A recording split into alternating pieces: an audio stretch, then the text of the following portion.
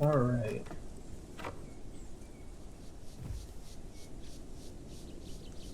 I'm gonna do some stuff with styrac for a while, and we'll see how I'm feeling later.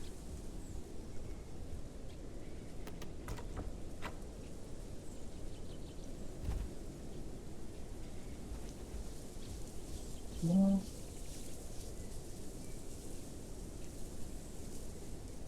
I have no clue where my marker is. Okay, there. There.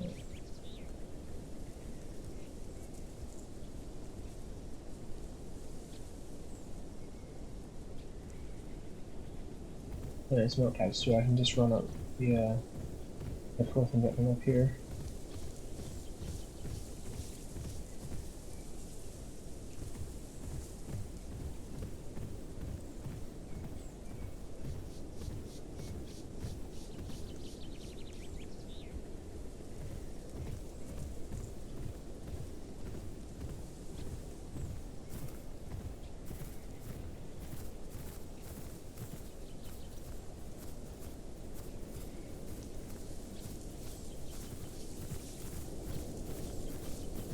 The sun. Those are okay. I still used a wasteland apparently. Okay. If I used a wasteland as the styrac anyway.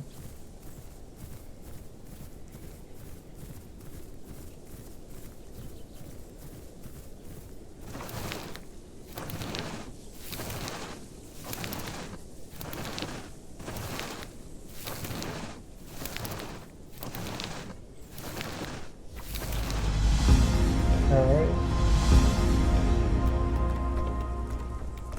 It's 1100. I'm gonna reset the whole quest thing. That's not terrible.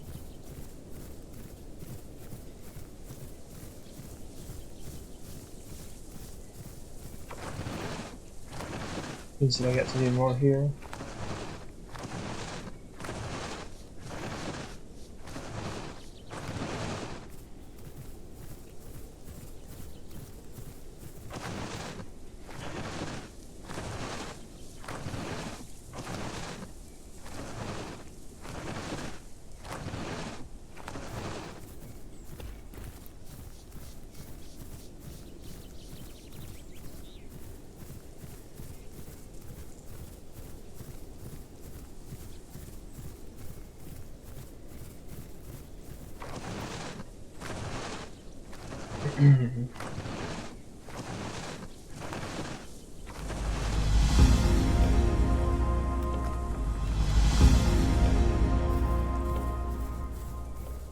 Okay, another quest.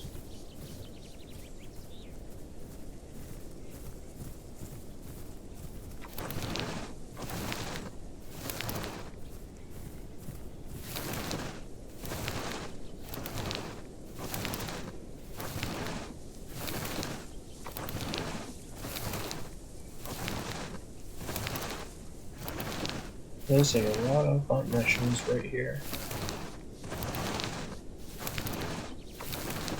That's enough for the entire quest if it's doubled for the group quest.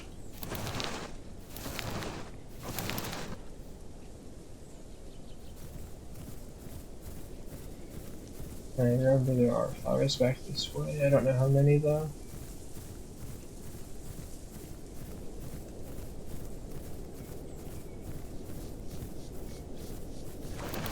Okay, looks like there's definitely enough to do the whole quest, which is good.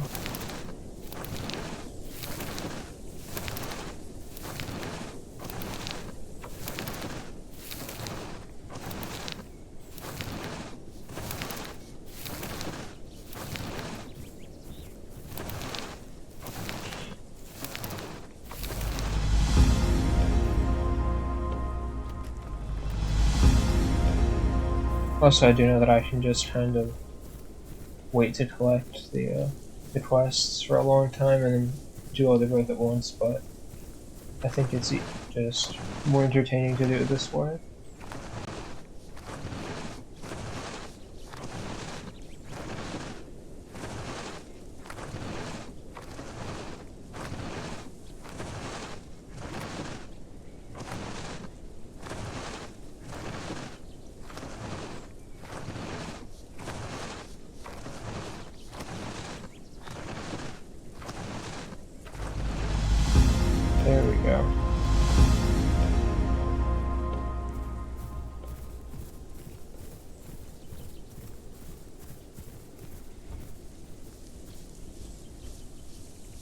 Okay, so yeah, going to cross, go to the Waystone, and go to Titan's Pass.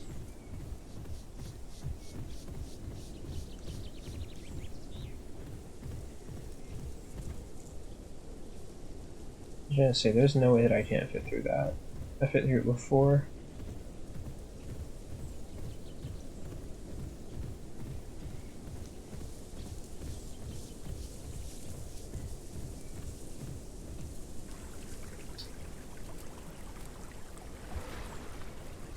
So that's water.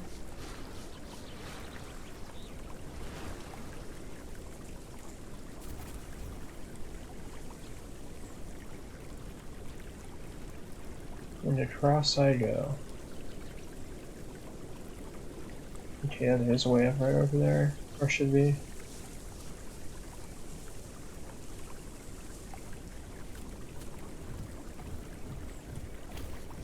I hope there's a way up right here.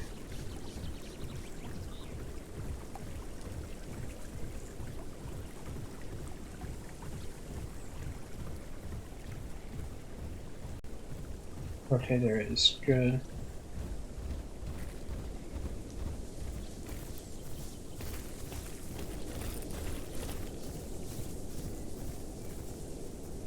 Gotta find a good spot to rest for a moment to get some stamina back.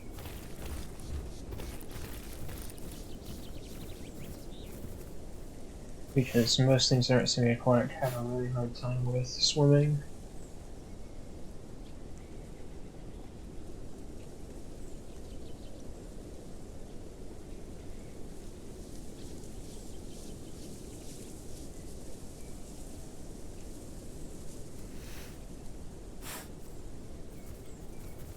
Okay.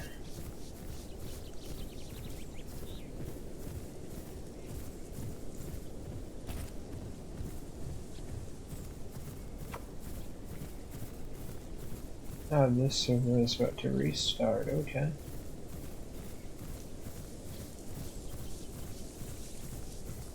May change what I'm playing after the restart. May not. I'm going the wrong way.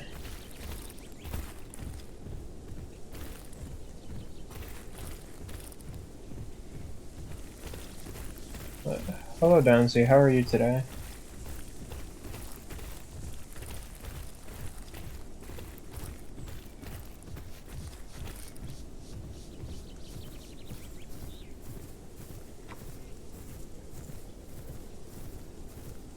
I'm doing quite well. Thank you for asking.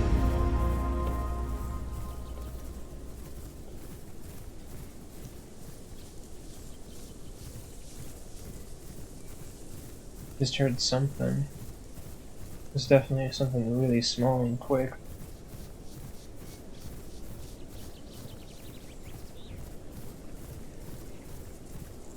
Let's see, can I get across over here without going all the way back around?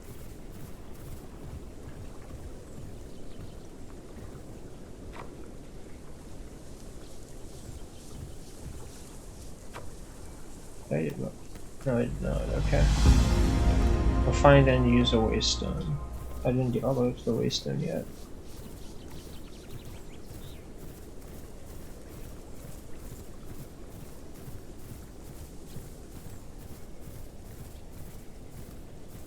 Yeah, so, sorry if I sound a little bit weird today. I'm kind of like half awake still.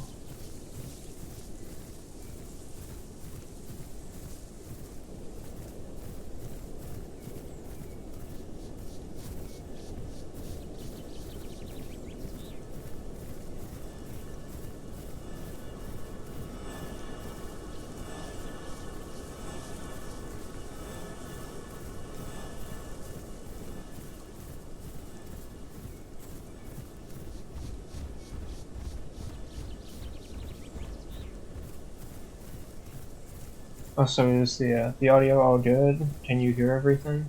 Because yesterday I didn't notice, but I had the in-game audio completely off.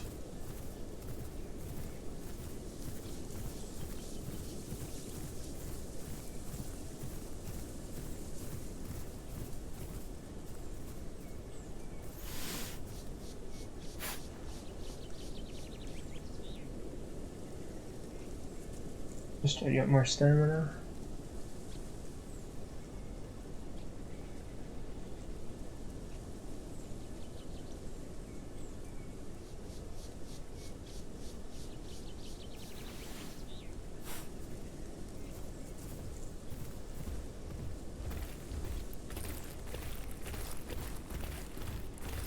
Almost at the waystone.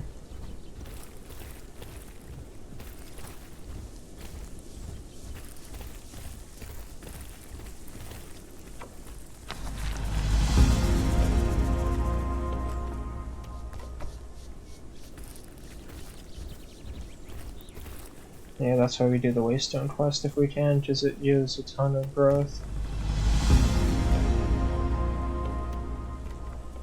And it gives you amount of ropes too. Should unlock that preemptively. Okay, now we go across the river and we look for food.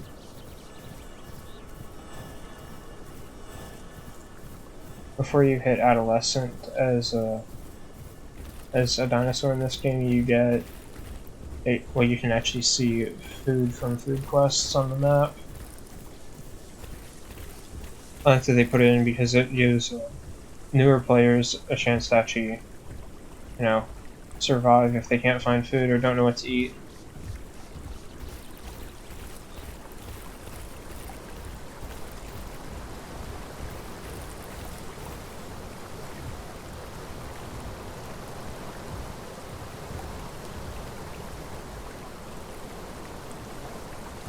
Uh-oh. Can I get back up? Hopefully I can. Yep, barely.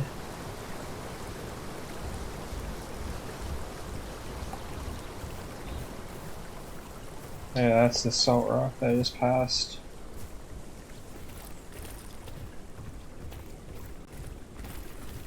Is this another salt rock or is this a bush? Another salt rock, okay.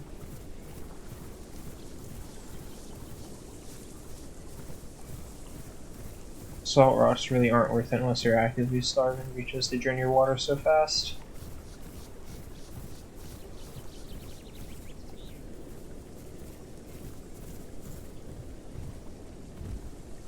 More salt rocks, damn.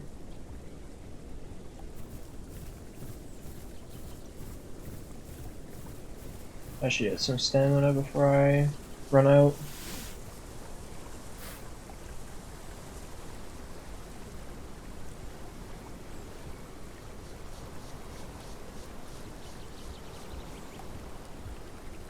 And I'm glad that I decided to because I hear something stomping.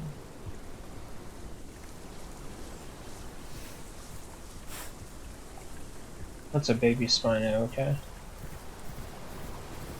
Maybe not a baby Spino, but a pretty small one nonetheless.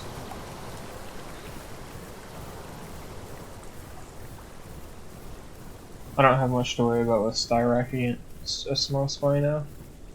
Even before adolescent, styrac is actually pretty strong right now, and if it's a speed Spino and it tries me, I could probably beat it up, honestly. Styrac does a lot of bleed and a lot of damage for its size. Styrac is a glass cannon.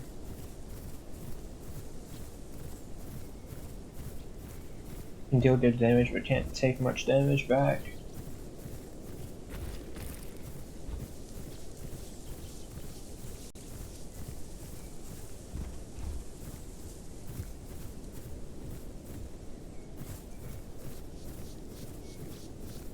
Tiger nuts are these. There's a lot of them around here. There's a lot of gems in general up here. Oh, that's why I know where I am now. Okay. On the other side of the area.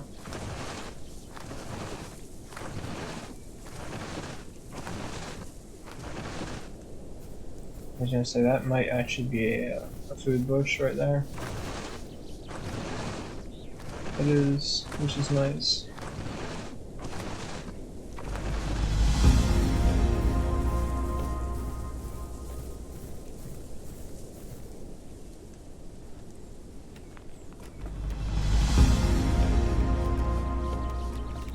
Not gonna bother with Forager.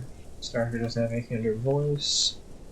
Might not even grab Stomp because Stomp isn't very good on styrac senses, and he'll wait to grab, even if I can get it early, because it's a group buff. I just actually really good on styrac because it can get. I know it can get the armor buff hide and the bleeding venom resistance hide. I'm pretty certain that it can get a. Actually, it can't get a sweet boost on that. It can't get the speed increase one. But yeah, I'm gonna grab some water, then go to Dark Woods, which is basically just straight south of where I am right now.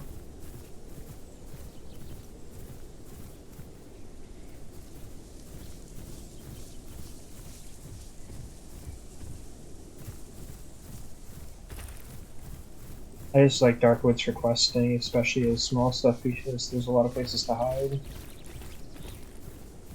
It's a very dense forest throughout most of it.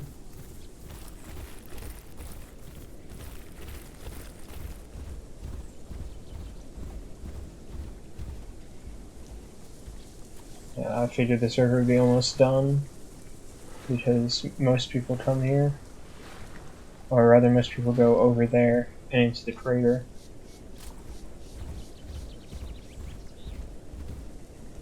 I can just run around the riverbank.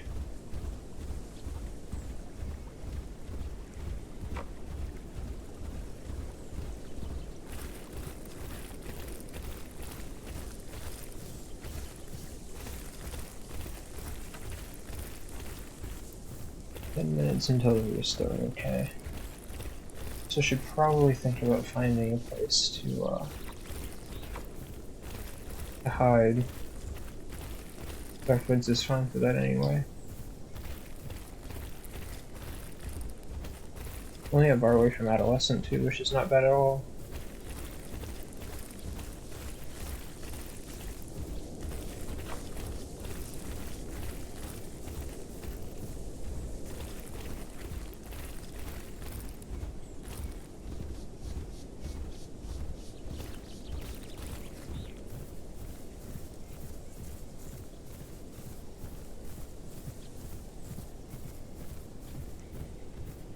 Just getting random music stuck in your head that you haven't heard in like 5-10 years is interesting.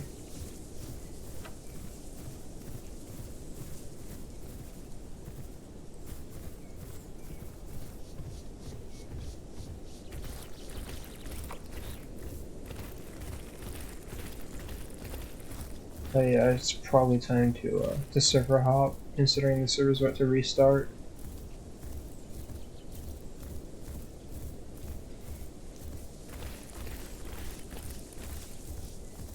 So yeah, just going to hunter down right here.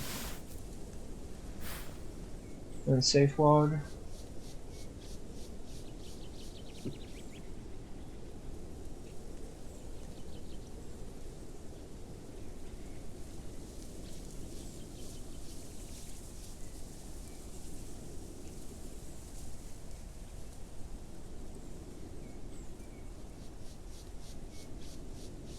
There isn't all that much to look at. It's a pretty well hidden spot. It dims it down when you press escape or go into another submenu.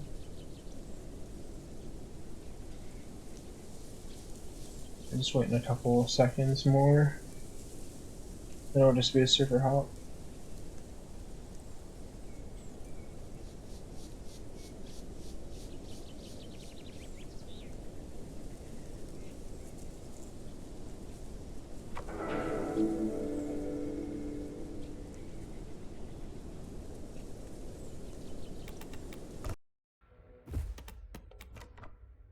Alright. Into the server queue again. Not a long time since I've been on Pandora, actually. I don't remember where most of my stuff is. Actually, that was as good a time as ever to start a new dino. Might as well start my pick now.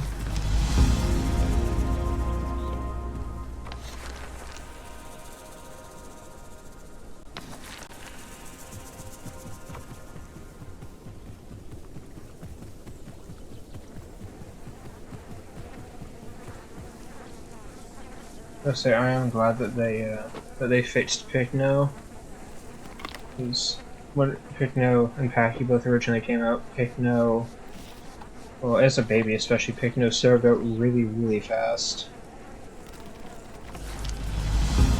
You had to basically constantly hunt.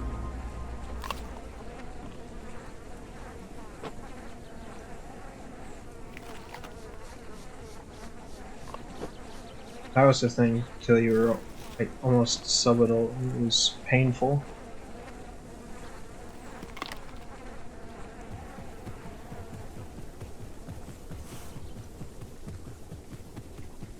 And off the water we go.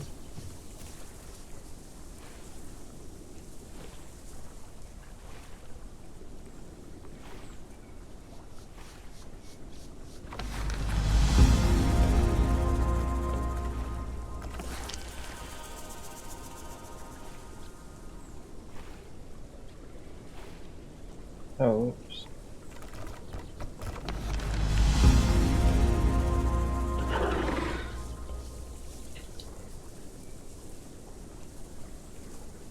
Oh, does the chat now want to work? There we go.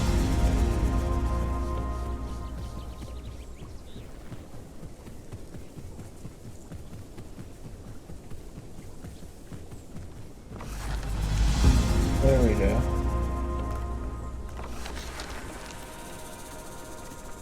It's already assigned.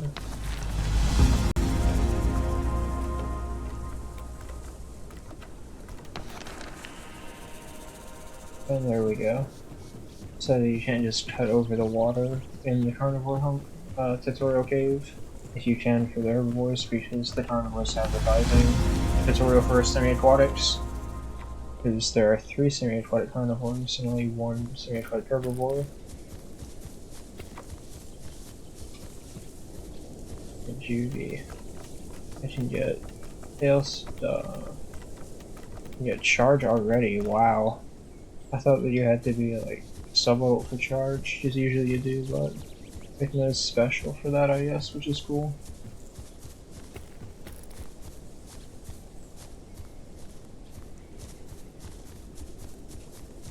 Acorns.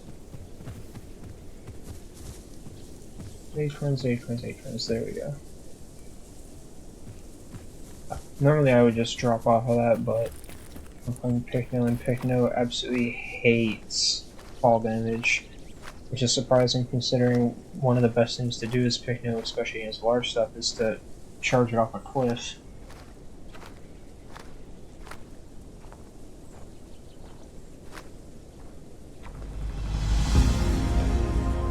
Death caps. I can't claim the quest just yet.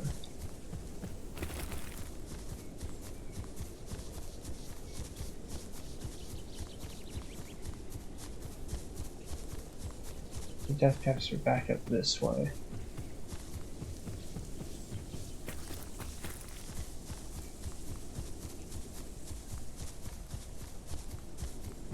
Can I cut through here? I don't know if I can.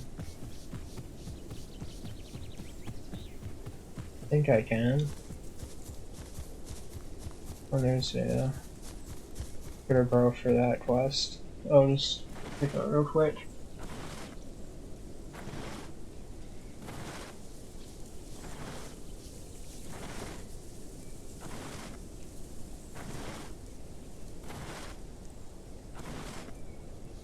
I'm by no means a good Pycno, I will say that, but I have been playing Pycno quite a bit even when it was pretty bad on release. I played it a ton, and it's really good now.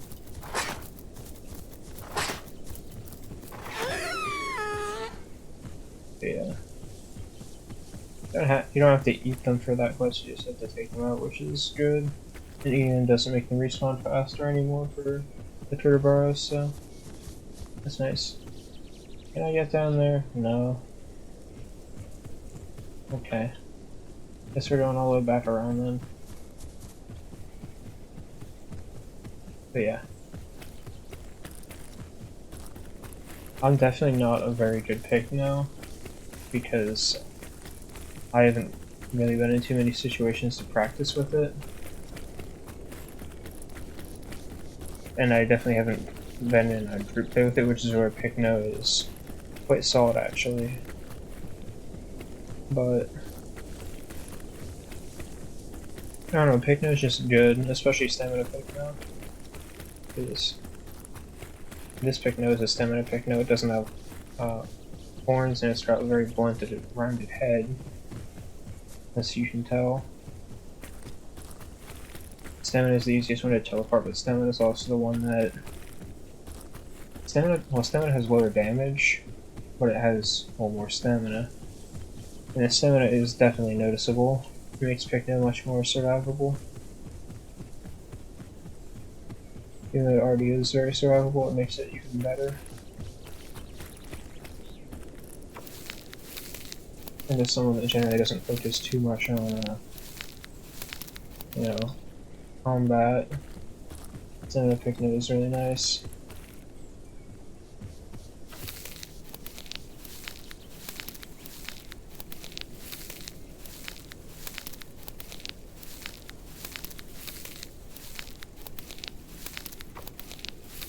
Almost done with this quest.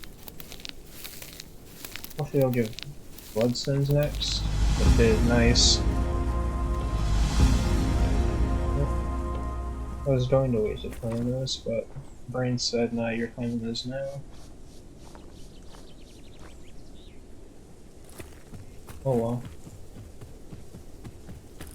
No big deal.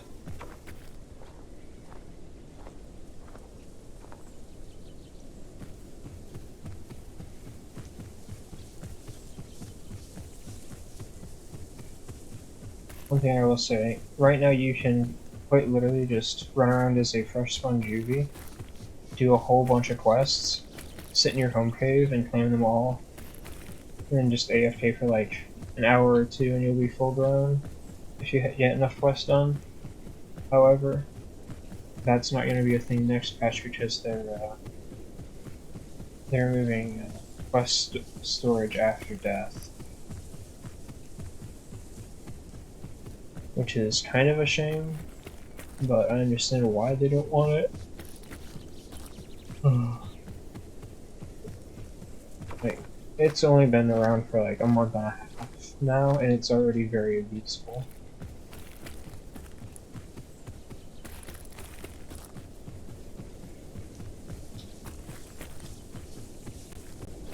Very, very usable. In fact, lots of people abuse the quest system. I would, but I just don't have the mental power to really bother changing what I normally do.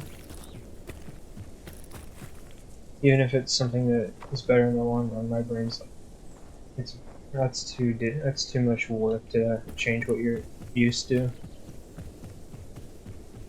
gotta keep your routine.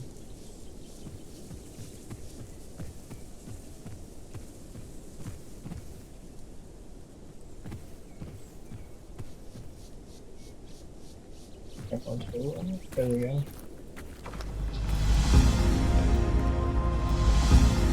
And back I go. Back to the center, not center area, but the forest to get the quest done more. Oh my god, I'm so sorry. What, yawning mouse?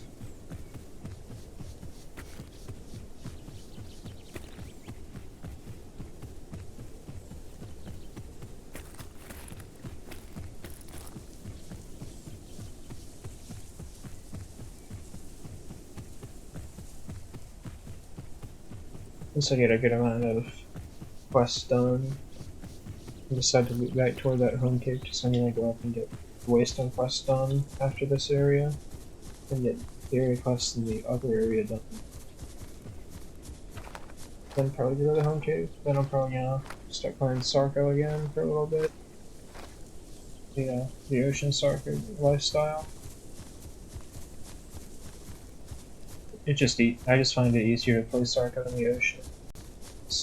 You don't have to go anywhere for water. You just get water from swimming in Sarco now, which is a huge quality of life change. It means that Sarco has free reign over the oceans, because the only thing that could even threaten a small Sarco that actually wants to go into the ocean is a Kai. And Kais basically don't exist anyway because there's nothing to do.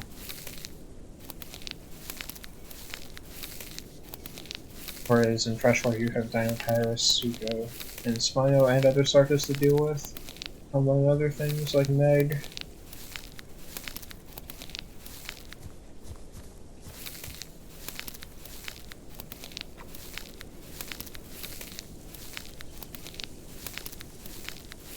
Shouldn't be a lot much longer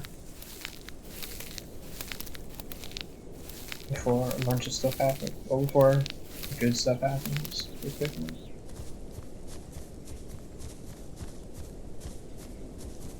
One more flower, here we go.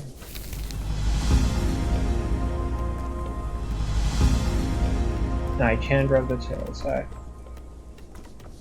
but I think we're gonna hold up on the tail attack for now.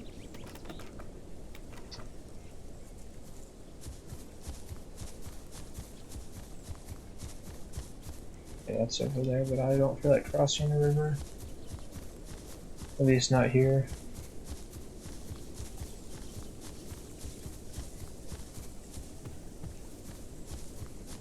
Now we go up toward the waystone.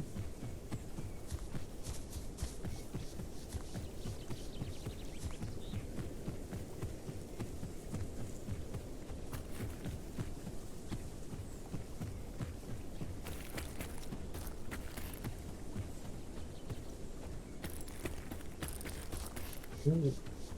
So that's not a way up. That was for a minute. And I cannot go that way either. Okay, I gotta go all the way back around. I've spawned here so many times and I still don't know this area that well after the map changes.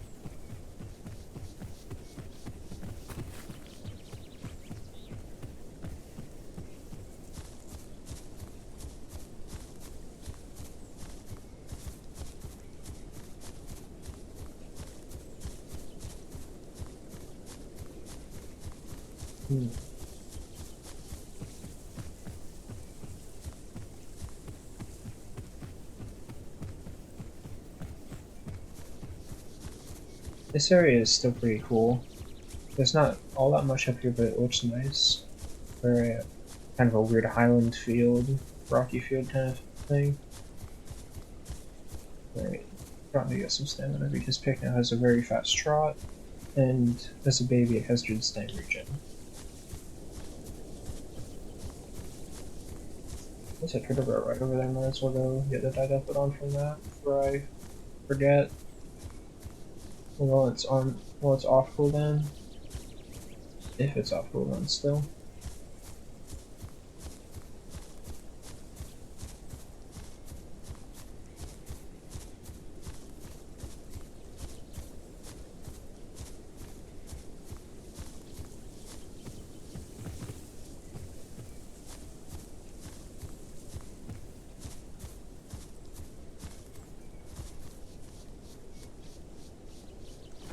Dig. And this Didephodon.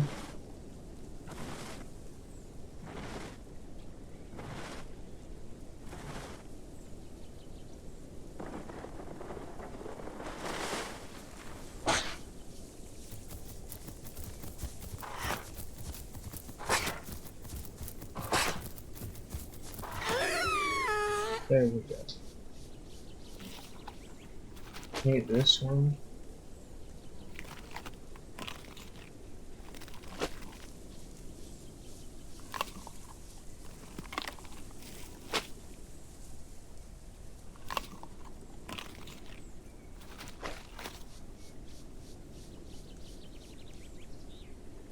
I go around this little weird part of the mountain. Or I guess it's a hill. There's something.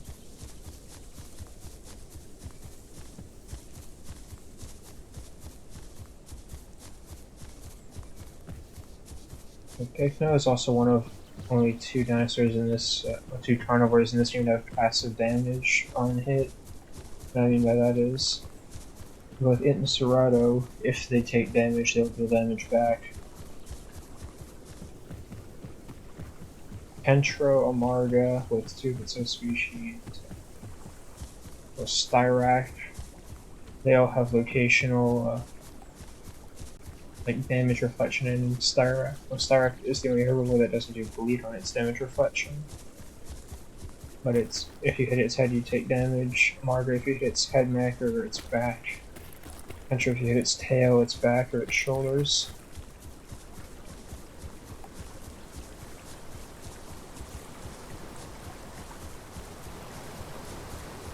You can just go across here, I think. Should be able to at least.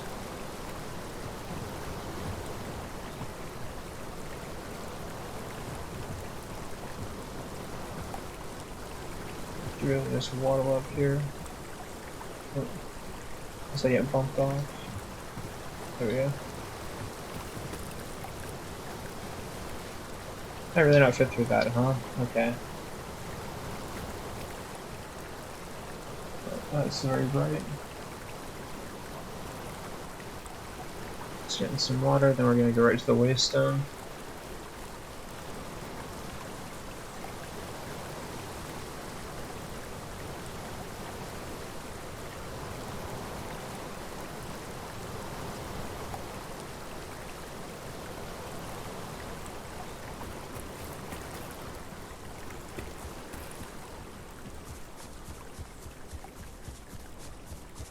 Not that much farther to go.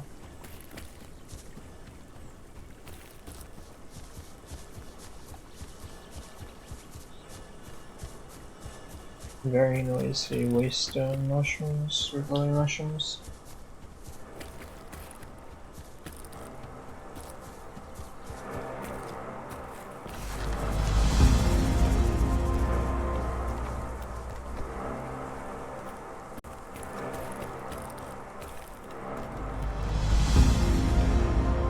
Okay.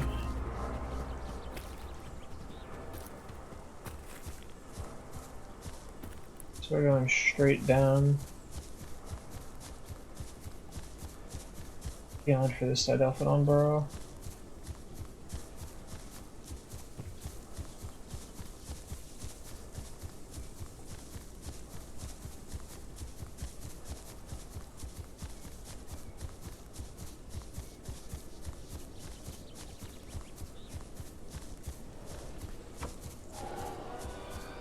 Little tiny baby Rex. By little tiny baby Rex, it sounds like a fresh spawn.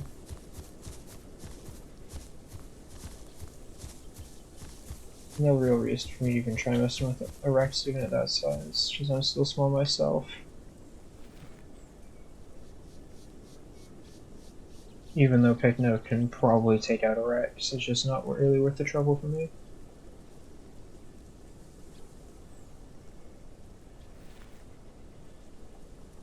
I honestly did Rex really dirty with the combat update, both Rex and Trike. Like, EO dies pretty easy to defense Dasp of all things right now.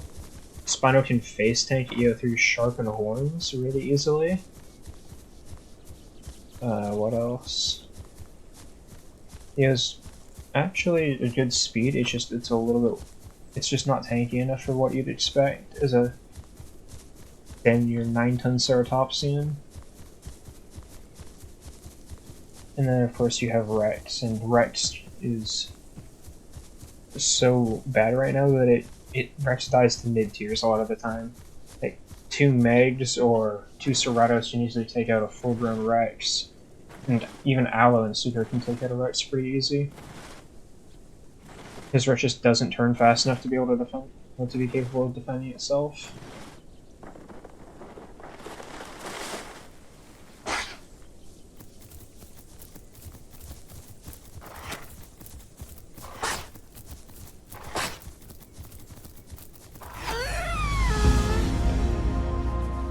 There's that quest done.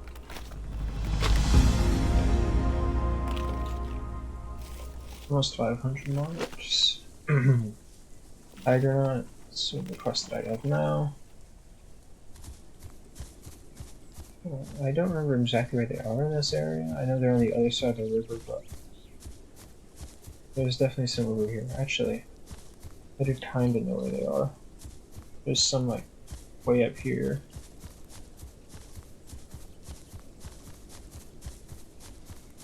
I do know that.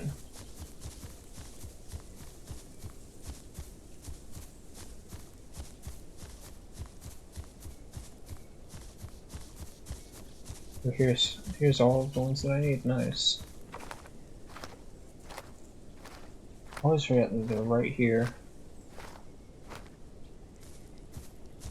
Pycno does have a pretty good collection speed, unlike styrac. Styrac takes like twice the time that Pycno does, and Pycno's not even the fastest collector.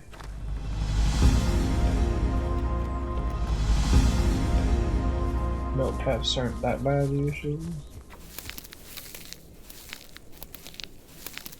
Yeah, Pycno's a decently fast collector, but it's nothing astronomical. Packy, I believe, is the fastest unofficial. That thing collects items very fast.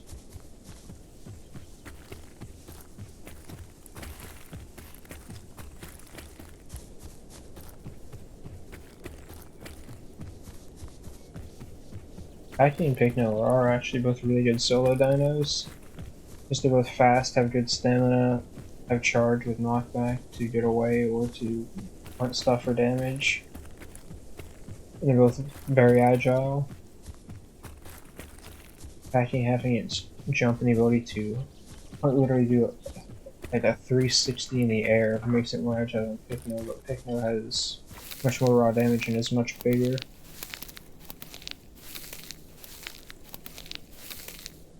Both have a pros and cons over the other. Flowers and bun mushrooms.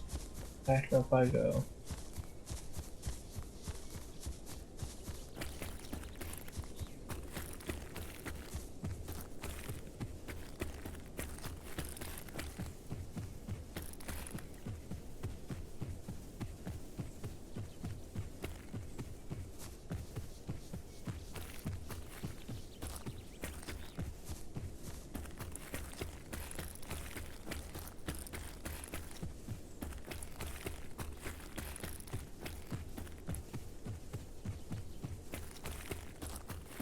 I gotta figure some stuff out for, I just gotta figure some stuff out in general.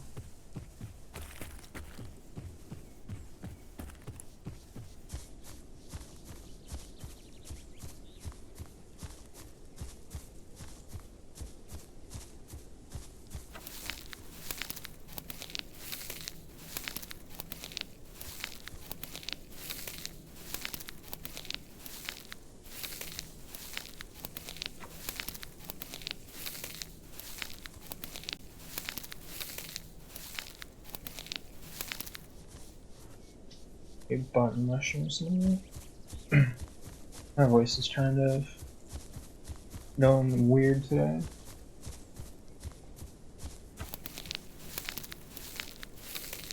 There's more tiger nuts really right there.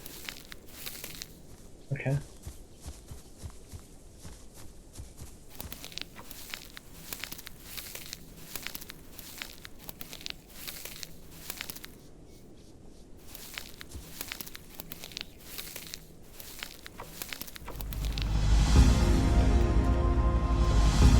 Acorns, got it.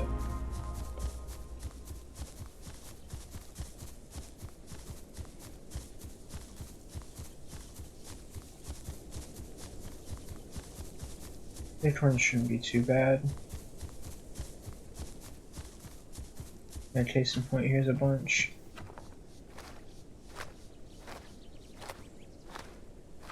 One thing that definitely helps for questing in this game is knowing where certain quest items spawn. Acorns now usually spawn around these fallen logs. Or at least on Gondola they do.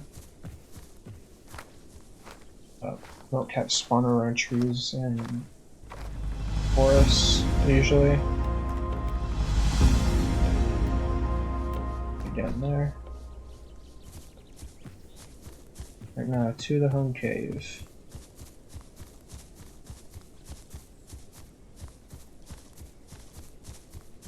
I would go to Big Quill, but Big Quill is almost as dangerous as Big Quill is almost as dangerous as Dream Valley and Crater usually.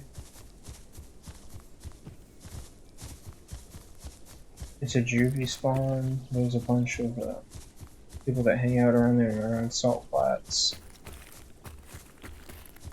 There's not really much to do there aside from a couple of marginally annoying quests.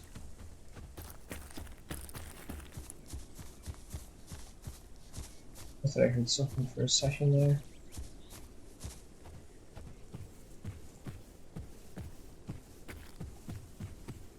I hate the glare so much, but I can't really turn it off. Because there's no setting that's for like bloom or screen space reflections or anything like that. So I gotta tilt my camera away from it. Oh, there's something over there.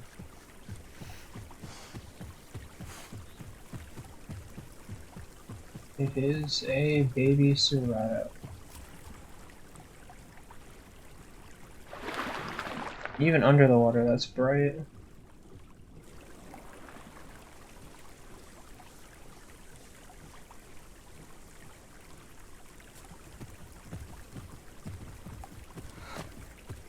You're really gonna try this, huh? I was gonna say, if you really want to fight, I will gladly put you in your place even with Pycno that has no abilities. The only ability right now is Bite, which does almost nothing, and it's actually Pycno's worst attack in my opinion.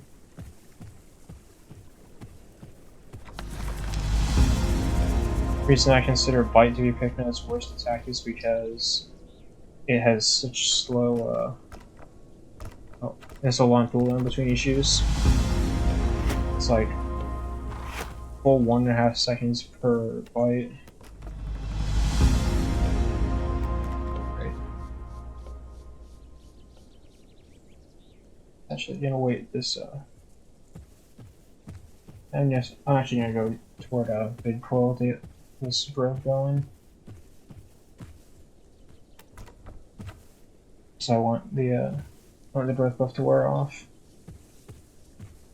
Yeah, same word I could have bought the tail attack, but I don't really care enough to buy the tail attack right now. As a baby, it's not that helpful. And in general, Pycno doesn't need its tail attack because it has pivot, which makes its charge just turn better. Basically just saving up for a charge.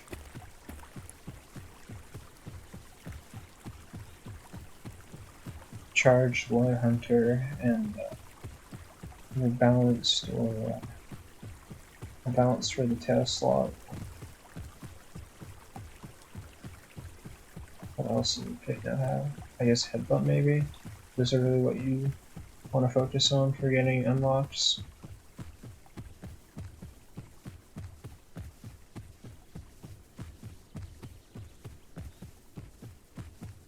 Charge is definitely most important for Pycno, just because it's like 80% of your damage.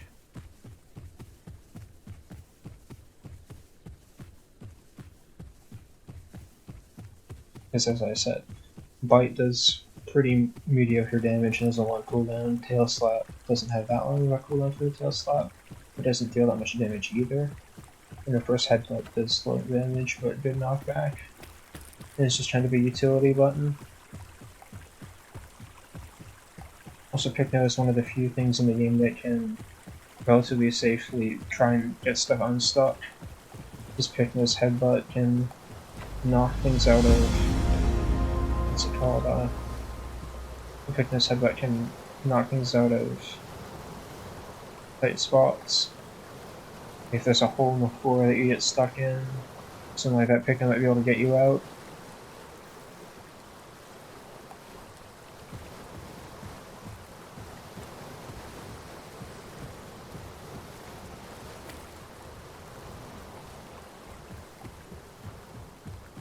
I feel like there might be something. There's probably something here. This big claw lake.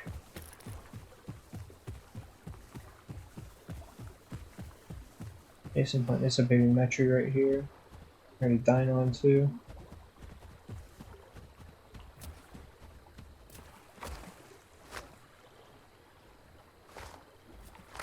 At least I can stand in decently deep water just picking out even as a baby. That's a concha.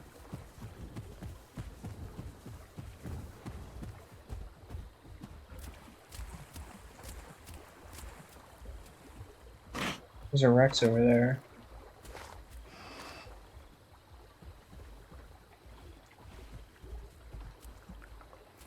Yeah, I'm trying to stay vigilant because I don't want to get smacked by the concha. It won't kill me outright, but it'll hurt.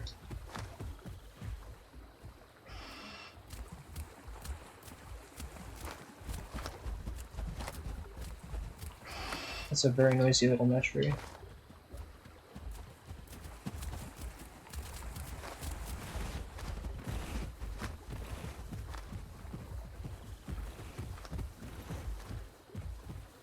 I'm not too worried about the Rex. It's big, yeah, but it's slow.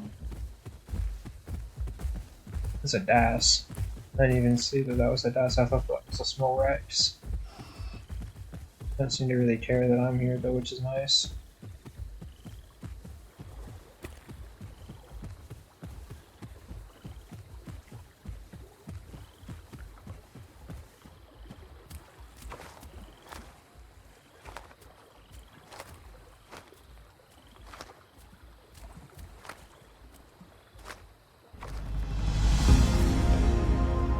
I kind of stopped caring about the concha.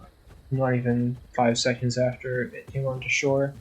It was kind of looking at me weird, but it's really just because it was wary. Wary and sizing me up. And they just sat down. I was more worried about the baby metry that was following me around. Looked like they were trying to bite my tail. Because I don't have charge, I not really have a way to make it stop, basically. That's a Thou somewhere. I don't know if a Thou can kill me at this size. If I had charge, once again, if I had charge, I would not be worried at all.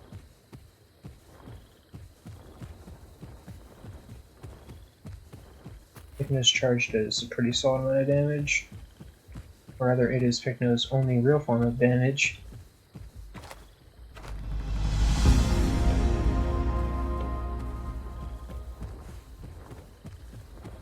Shellfish. That's a rock.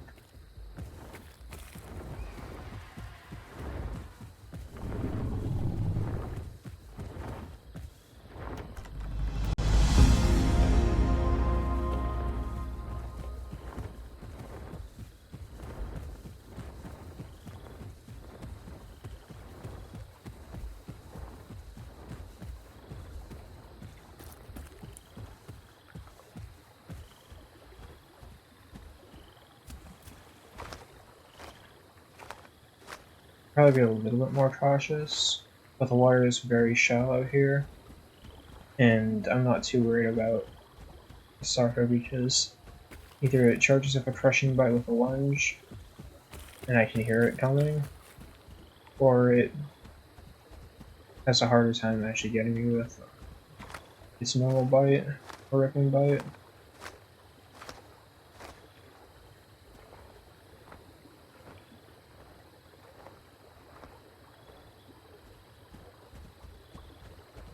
And of course I'm not worried at all about a Spino.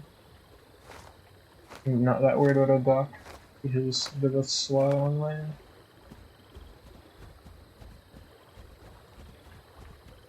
I'm a little bit concerned about Suko. Not a little bit, I'm quite concerned about Asuka because they're not the best in the water, but they are very good on land.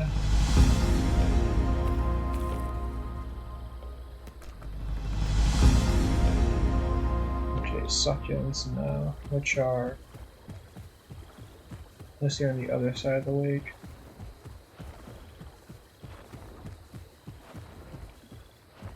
It's a small fowl, actually.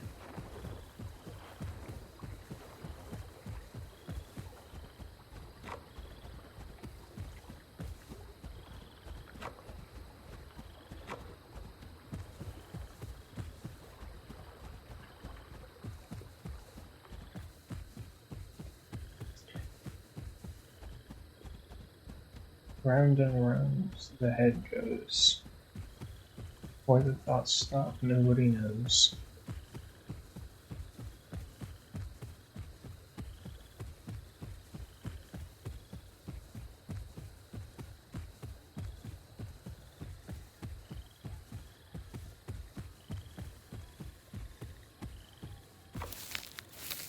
I don't remember there being a cactus right here.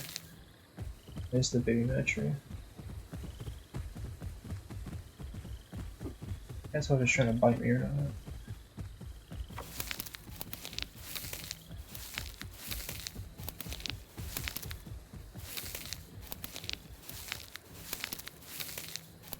That's a Meg. That's intimidating, because Megs are fast. They got venom. And they do hit pretty hard.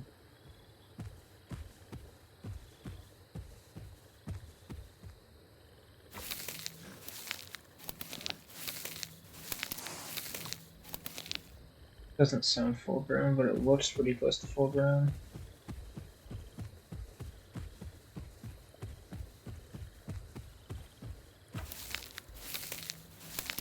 Just need a couple more cactus or succulents in general. Here we go.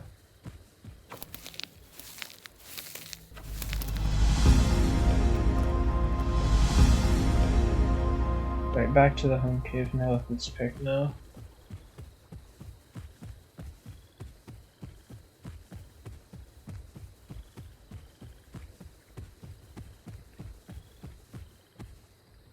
Gonna drop down here so I don't have to go around and worry about the Meg.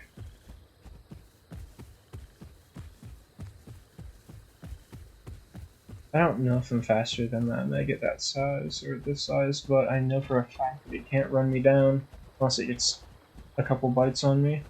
I have too much stamina.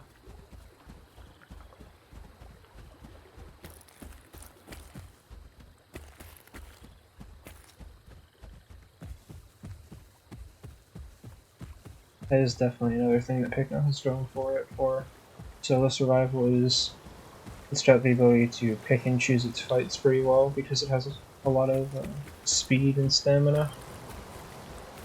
Even balance and attack Pycno have decent stamina.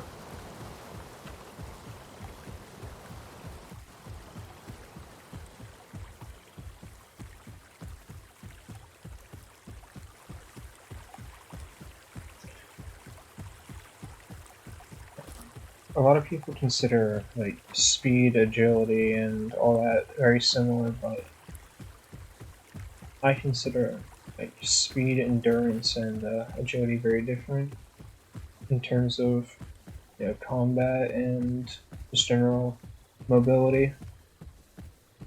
Like Pycno, for instance, baseline I consider Pycno to be to have high endurance and to be very mobile. Not very mobile, but it's very fast and it has good endurance, but it doesn't have the best mobility because it can't jump and it turns pretty wide overall. I do consider, well, even though EO is slower than Pycno, I consider EO to be more maneuverable than Pycno because EO turns better. And of course, you got stuff like Aloe. I gotta run for the home cave right now, that's an Alberta.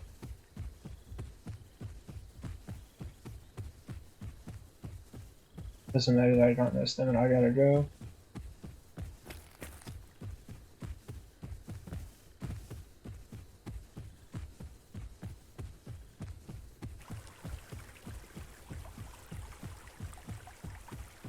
Yeah, usually I'd try and get stamina here, but I heard that Alberta and I said nope.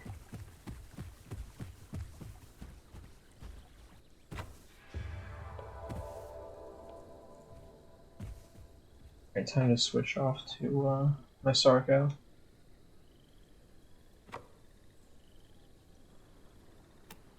Yeah, overall agility, let's compare, let's say Meg and Sarco. Meg is faster, Meg overall turns better, and Meg has more stamina, therefore Meg is overall more agile than Sarco. And Meg can jump too on top of that. However, Meg is not quite as good in the water as Sarco reaches. Even though Meg turns better in the water, Sarco is overall faster, and Sarco just gets the advantage of, you know, lunge. And also, Sarco trades a little bit of agility or power.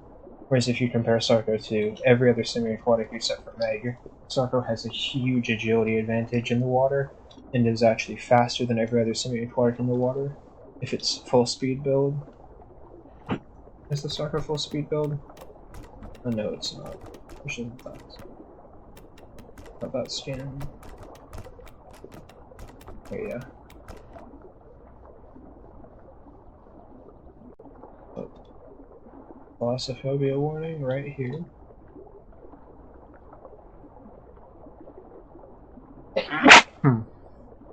Sorry about that. Had to sneeze. But yeah, Sarco I consider the most agile true semi-aquatic, and if we're including Meg as a semi-aquatic, it's the second most agile in the water anyway. On land, Sarco is a different beast. On land, Sarco is probably the least agile overall. But you comparing something like, let's say, my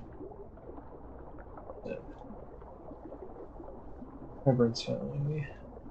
Let's compare Amarga and Rex. Amarga is not as agile as Rex. Amarga is slower, which means that it just doesn't have speed on its side.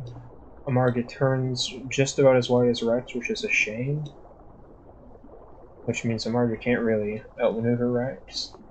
And of course, Amarga also has, well, Amarga does have one advantage over Rex, and that's stamina.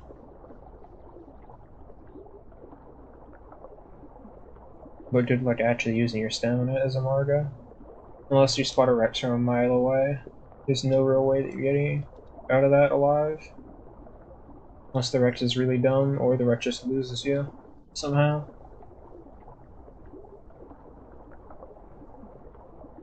That's my biggest issue with Amarga right now, is that it just dies.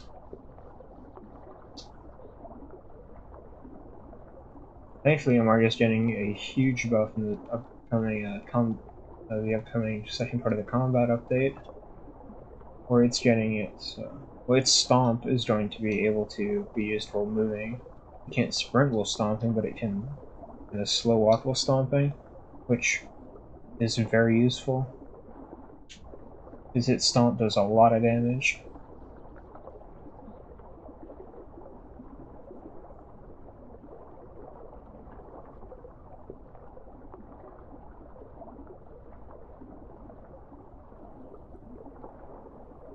I am blind. I have not found any starfish.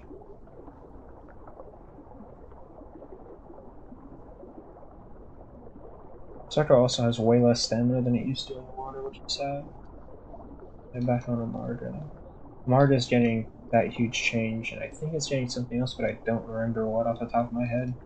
I know Kentro's getting a huge buff with the combat update, because right now Kentro is really, really, really not worth playing. And that's coming from someone that loves Kentro. It's just Kentro has too slow a trot to really warrant using it a lot of the time. And on top of that, Kentro's tail hitbox is really bad, and its options are way more limited than they used to be. They are giving it solo, Lone Survivor, which is the herbivore version of Solo Hunter, Solo Hunter's an attack buff, but one survivor gives you an armor buff and a turn radius boost, which is nice for it. If you're not in a derp anyway. That's just generally a nice little buff to have. Then of course, what else is it getting? It's getting a new trot, that's right. And it's getting a new trot animation, which makes it slightly faster in trotting, which makes trotting actually worthwhile. And of course, it's getting a hitbox fixed on its tail supposedly, but I haven't been able to test that out yet. I hope the tail hitbox is fixed, because you shouldn't have to clip half of your you shouldn't have to clip half of your tail through something to hit it with massive tail spikes. That's starfish. Anemones, they're on the rocks. These should not be too bad.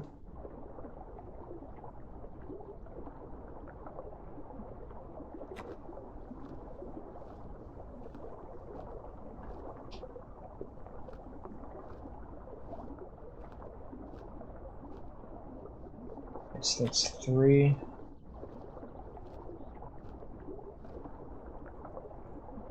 And 2 more, I think.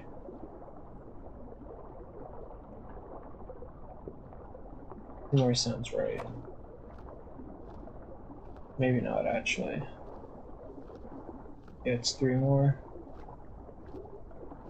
There we go. Yeah, there's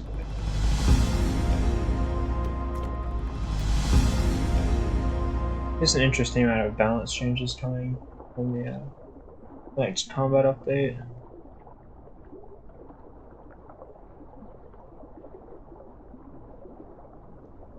Sarco is getting nerfed. It's getting a 4-second global cooldown on all of its attacks from Crushing Bite, which is sad. And then of course Ripping Bite, which is Sarco's second best head slot ability, is getting gutted basically. It's going from... how much is it? My brain is probably so bad. I'm going the wrong way too. Sarco's Crushing Bite is going... well, Sarco's Bleeding Bite is going from... I think it's 2.5 bleed base right now, which is really high, to like half that. It's still gonna do a decent chunk of bleed, it's just not gonna be, oh, I hit you once and I did half the health of a squishy with 1 ripping bite. I do think that Sarco is going to probably need a buff after that, because it is a huge overall nerf. Honestly, I think if they, first Thalassophobic learning again in a sec. And I do think that they should have just, you know... I think that they should have just nerfed Ripping Bite and left it at that, because Sarco is very squishy right now. Suko has more health than Sarco, Amarga is tankier than Sarco. Stego's tankier, and Stego's still not very tanky. I think Iggy's even tankier. So Sarco is getting a pretty decent health nerf, which is kind of sad, but Sarco already had a health nerf, and on top of that, Sarco is getting a nerf to its best attack build. Meant that we might actually start seeing people running normal bite, ripping bite, Sarco again, which has not been a thing since Crushing Bite was added. Well, it's barely been a thing since Crushing Bite was added. As people have already shifted back to defense Sarco, balanced and speed, which used to be a little bit more common, because you should quite literally go speed build Sarco, use stick scales, and be tankier than balanced Sarco, and faster too. Now Sarco doesn't have thick scales, it has resilient and streamlined. But with streamlined, speed Sarco can outsprint literally anything else in the water right now. You can outsprint them, but it doesn't have the stamina to really outlast them a lot of the time. I still think Sarco is very good if you can play it right. Sarco is probably the best thing for water combat in the game. Just because if Sarco lands one charged crushing bite, it does a huge chunk of health to basically anything. If it has ambush up when it does that, even better. Sarco does really well in Despino as long as it's not super shallow water. Sarco does actually very well against Sujo in the water, like very, very well against Sujo. It can still do very good against Dino Kairos as well, which is surprising. And the only thing it really struggles with, in my opinion, is Meg. Just because Meg's a little bit slower than Sarco, but Meg can easily maneuver around Sarco's hits because it's so small and so quick. And where Sarco kind of swims like this, Meg can quite literally just do that and just dodge basically anything that Sarco wants to use.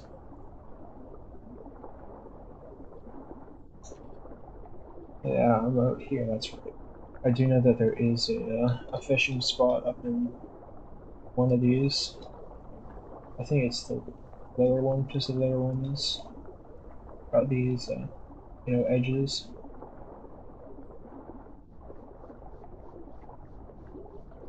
I've never been all the way to the bottom of the teeth. I think that there might be underwater caves down there. It looks like there will be. And then again, I don't trust myself to go into something like an underwater cave because I will get lost.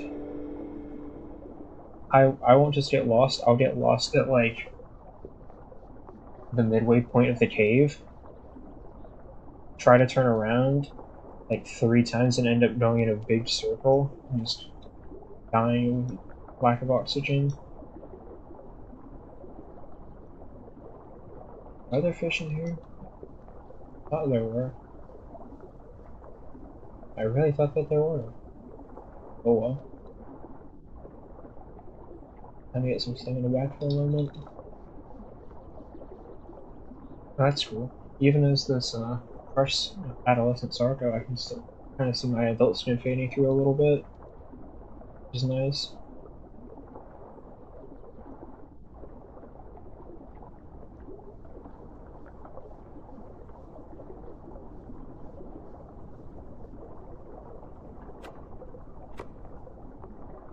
Ocean pillars. They really, they really still haven't put in that quest block because Ocean Pillars is supposed to, I think it's supposed to block off those quests too because they're supposed to be flyer only. Yeah, that is right. Pterosaurs usually spawn on one of these two islands on this map. At least, Thalasso does. There we go.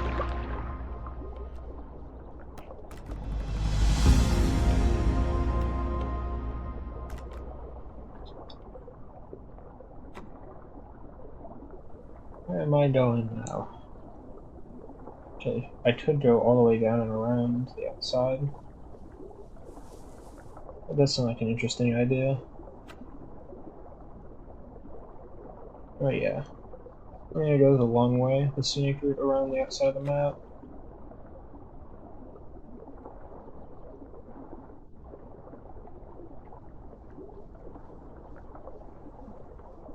Let's see. How big do I sound at this size?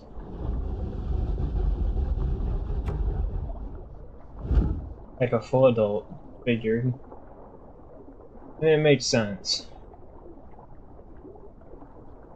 It really does make sense that Sarko sounds like a full adult adolescent because it's hard to really blend the sounds of. It's not hard to blend the sounds of a crocodile from baby to adult all that much, I don't think, but it's more so just crocodilians quickly grow out of their baby sounds anyway.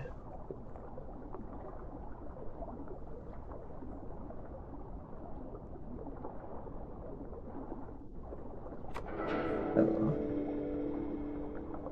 yeah, there we go. No, I'm not doing Gifts of the Sea. Gifts of the Sea takes too long, just the turtle shells are annoying to find.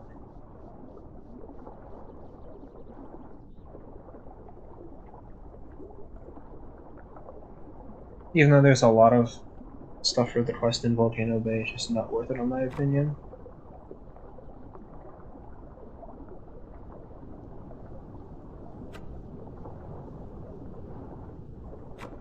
Okay, time for stamina.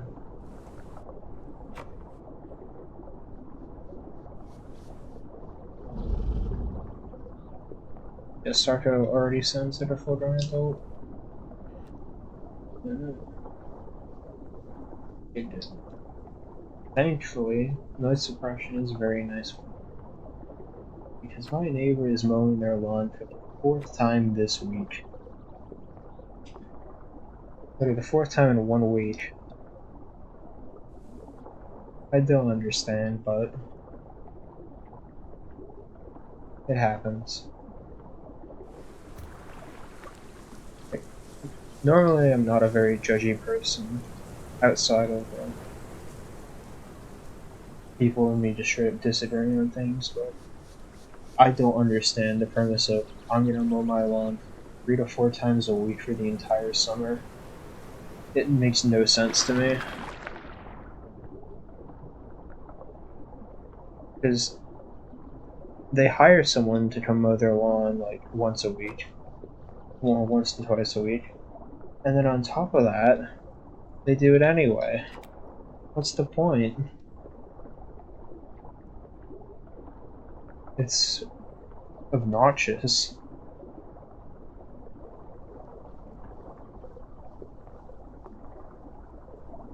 And I don't want to sound like I don't want to sound too much like a crazy, like, environmentalist kind of person, even though most of them aren't crazy, but I was gonna say, it's bad for the environment to mow your lawn because it's letting off the grass fumes, which most likely have methane in them, or some other kind of greenhouse gases.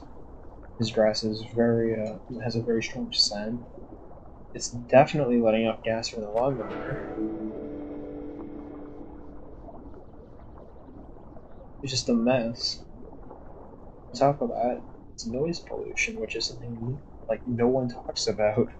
This like cities, you're gonna hear a lot of loud noises in cities. I don't live in a city though. It's just loud. There's literally no need to mow your lawn that much.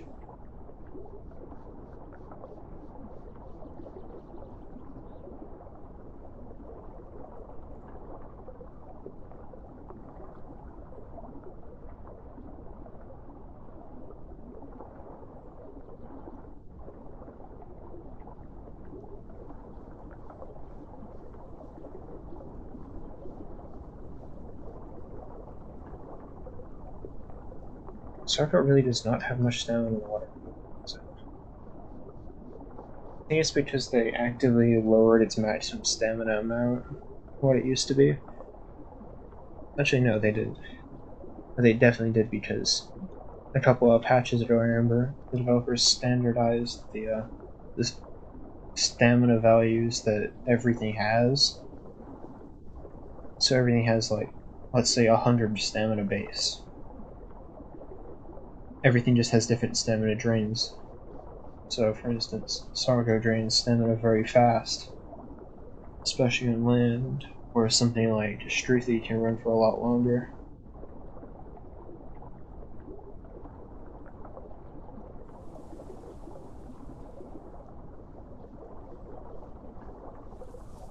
It's just kind of how it's set up now, which is interesting. This is not a bad questing place at all. Delivery spot is really small. That is a very nice polygon you have there, my friend. It's very, very, very squared off.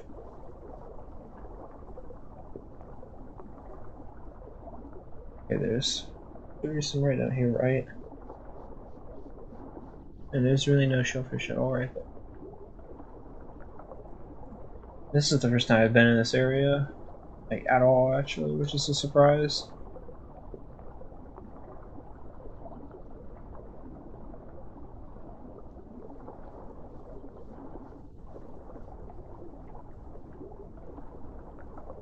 It's a neat little area.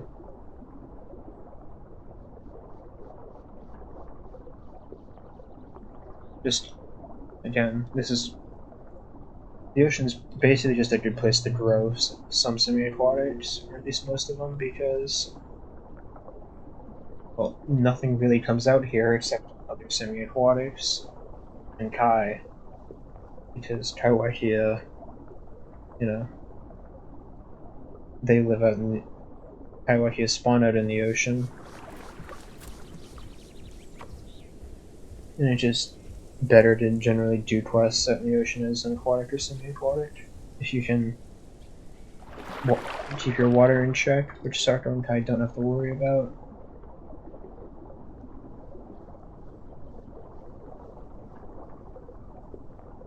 I just think it's weird.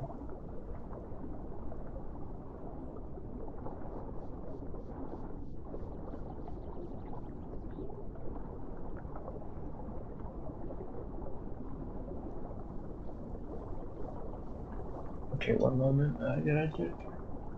My throat is getting.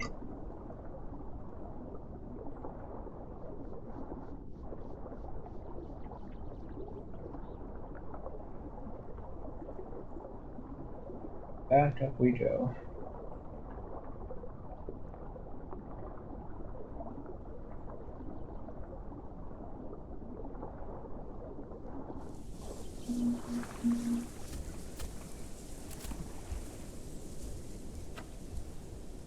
Two more, and then we're all good.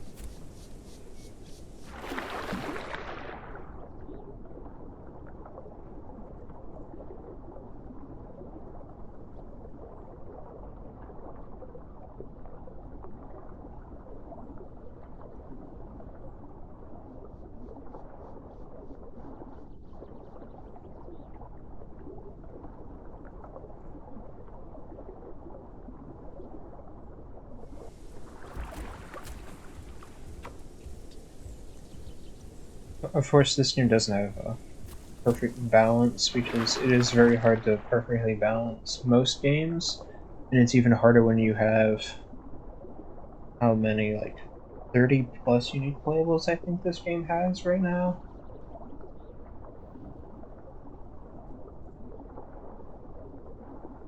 There's things that they could definitely do better, but overall I think the game is generally pretty balanced because almost everything has some form of solid viability.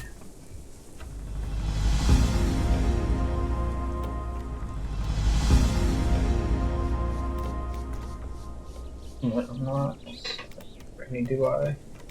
Yeah, I don't have enough even for that.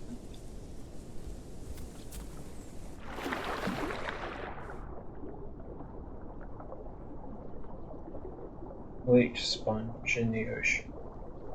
Because originally these were just in on Peninsula, and now they're in the oceans on Gondola, which is what this map is called.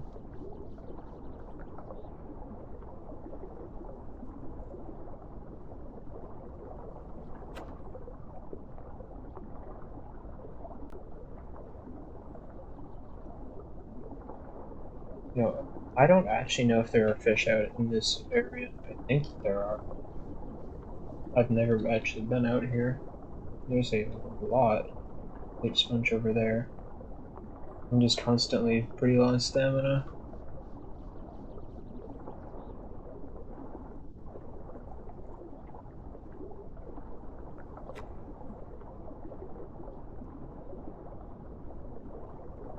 There's a ton.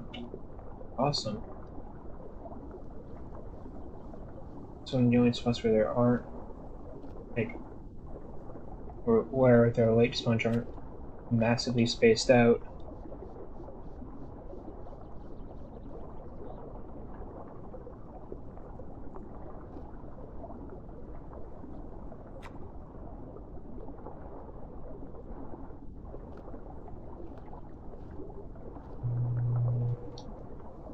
Okay, this is gonna be a very quick leaf sponge quest. Usually those take me a decent amount of time. So you kind of have to go on a scavenger hunt for them.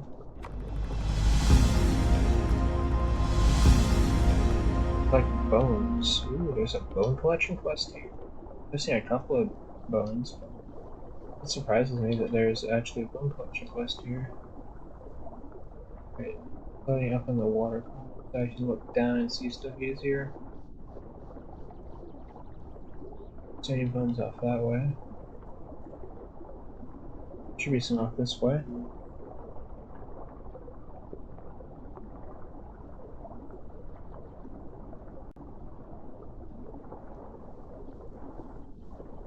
There, I was gonna say, I remember there being some bones.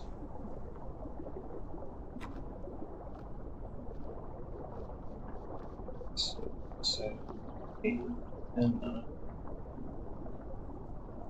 That's one thing that I kind of do in this game in my head is I count.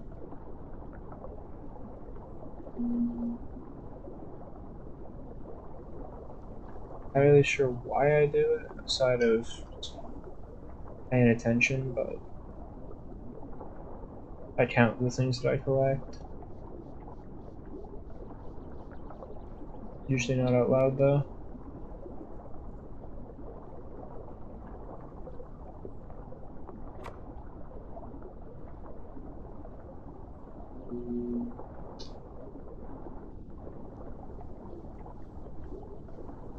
Hmm. Where am I going?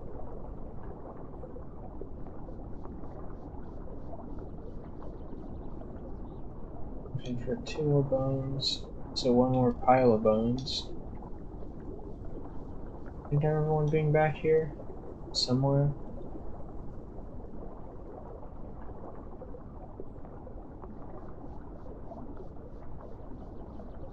Uh, a lot of my keys are partially disabled when I hold X and W at the same time for some reason.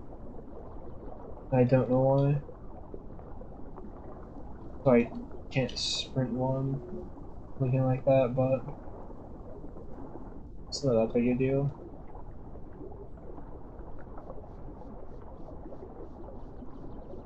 Bones, bones, bones.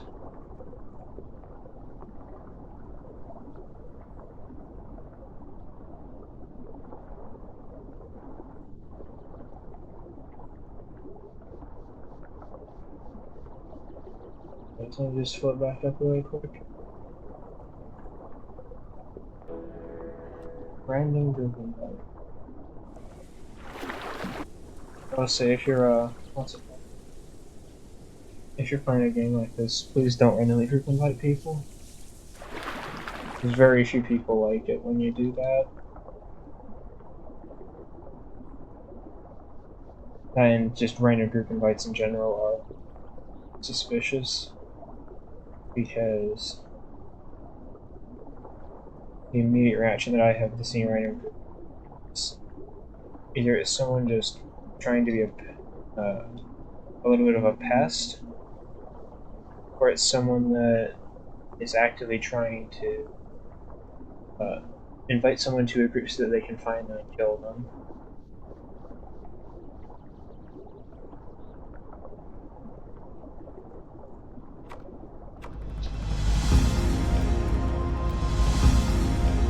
Shellfish.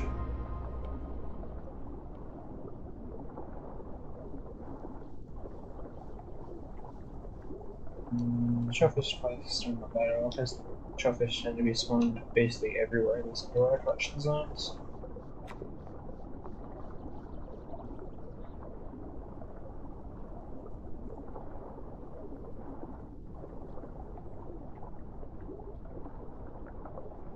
And a couple more. I think 3 more. Yeah, 3 more.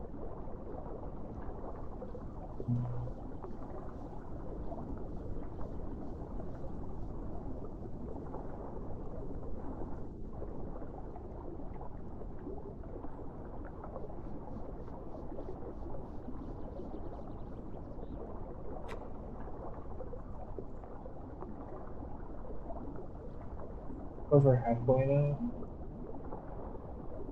Making big progress.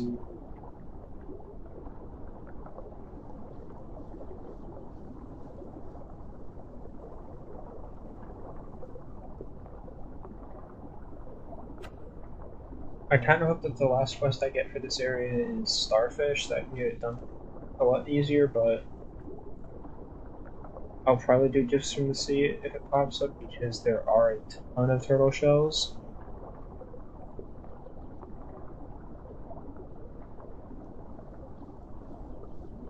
There's the last of the shellfish I need.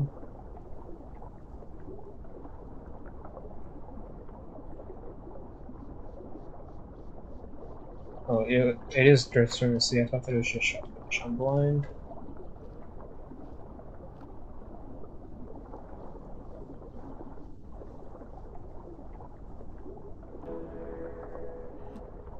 And that's a block that, because I don't feel like getting group invited again. Usually I don't block people for sending group invites, but if you're gonna spam randomly, I'm just not gonna deal with it at this point.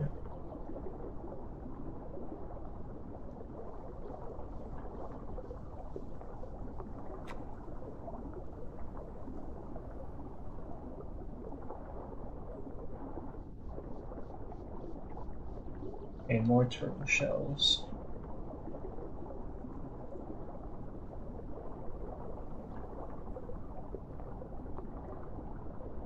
I'm pretty far from where I thought I was, but I need to get back to where I thought I was.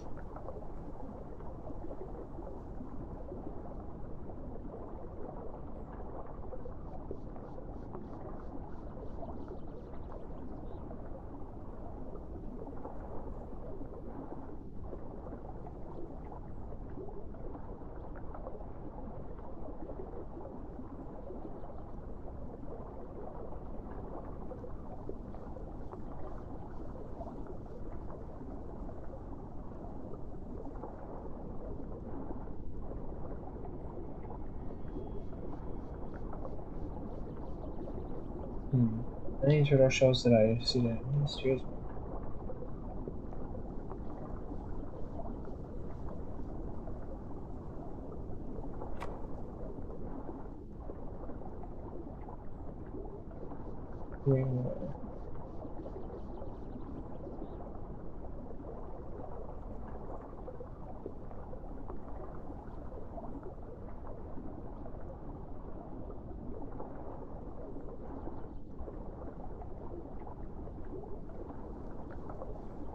See, I look at the minimap and I'm a little bit confused because I'm swimming dead ahead, but the cursor is angled. And that's the kind of stuff that really confuses me a lot of the time, and that's why minimaps are helpful. Me at least, is because I get lost very easy. Just try to get some oxygen.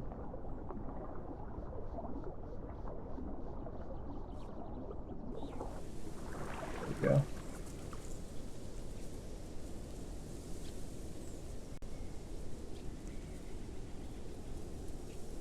Oxygen is all the way back up again.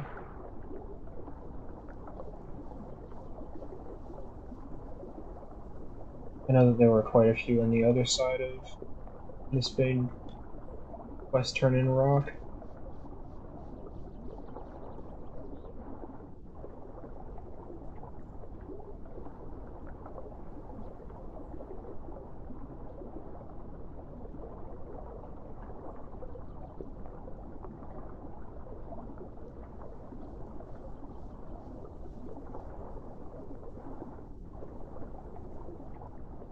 I definitely have the feeling that the last quest in this area is going to be a starfish collection one. These bones are already all the way back. Basically, wow. It's a pleasant surprise. Bones respawn quick. It's only been like 5 minutes, just about.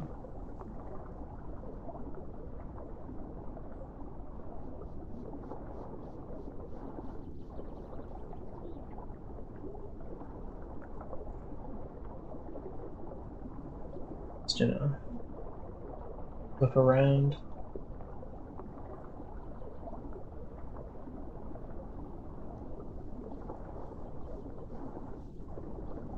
There's the turtle shell.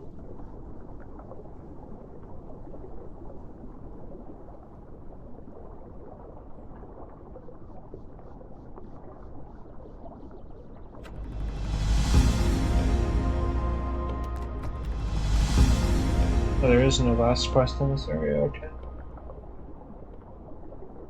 Just going all the way down south then. Toward Ripple Beach, which is this sandy area right here.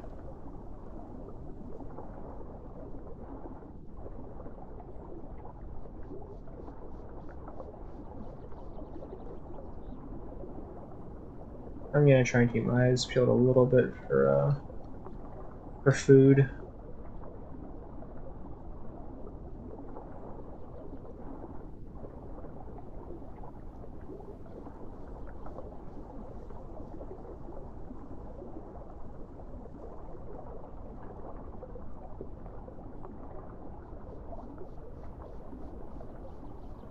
Interesting.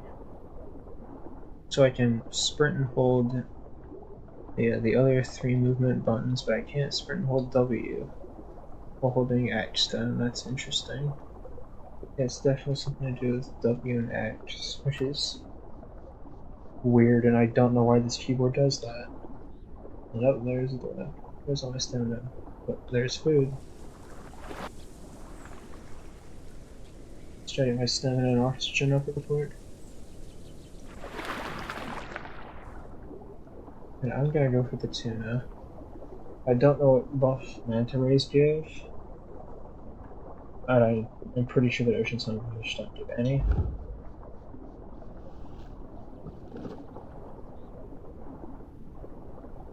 And we're gonna try and catch a manta ray. And they're fast.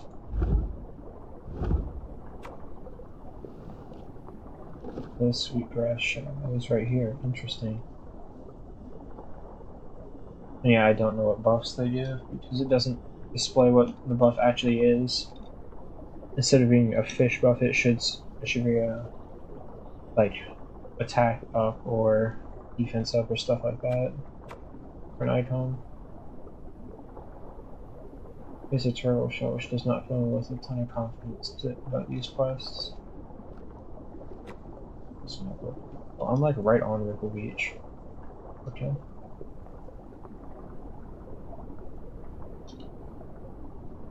There's more starfish that I somehow missed.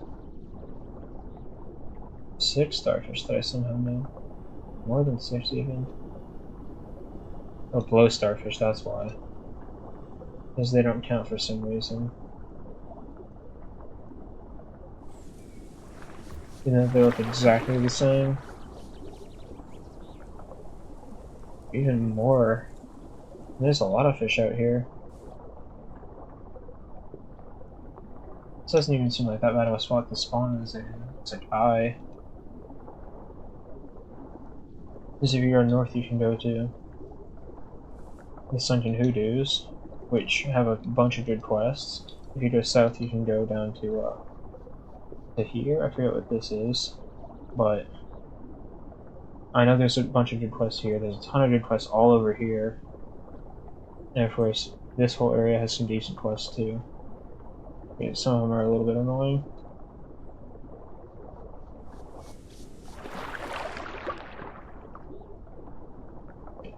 Needs not 6 more starfish, 9 more, which is 3 groups. 3 groups of starfish.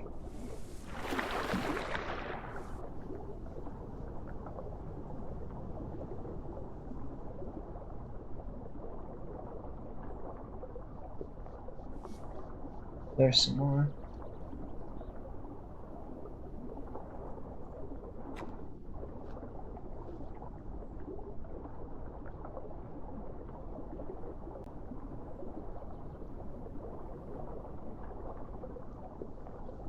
Alright.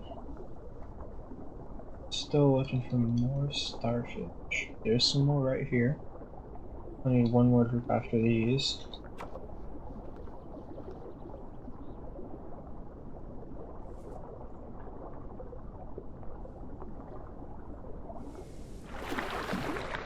More fish. First thing you don't see every day, it's a kelp shark. Those are pretty rare.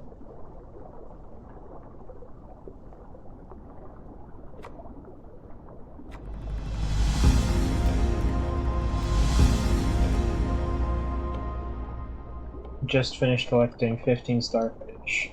Collect 15 more starfish. Oh, that is very interesting for a quest rotation. Obviously, I don't dislike it. It's not a bad quest to do over and over again. It's interesting that it went from starfish back to starfish.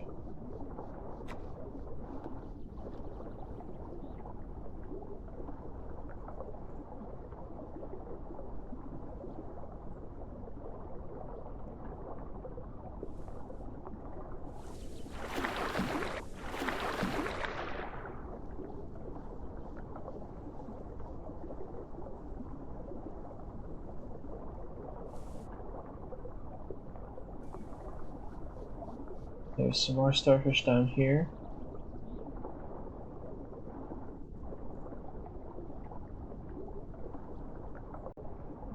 Just checking the whole area, making sure there's none that I'm missing.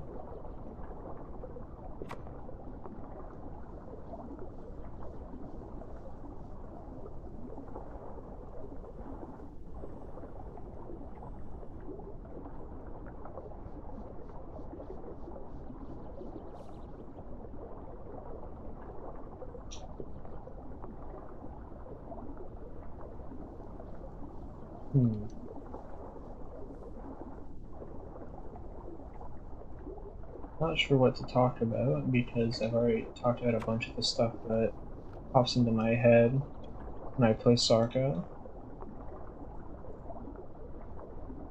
But I can talk about fish.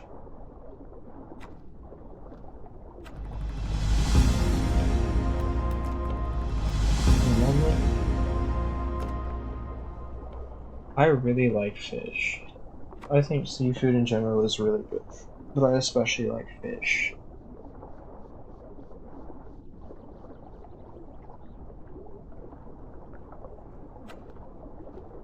My favorite type of fish is probably, actually, I think some of the best fish I've ever had was halibut.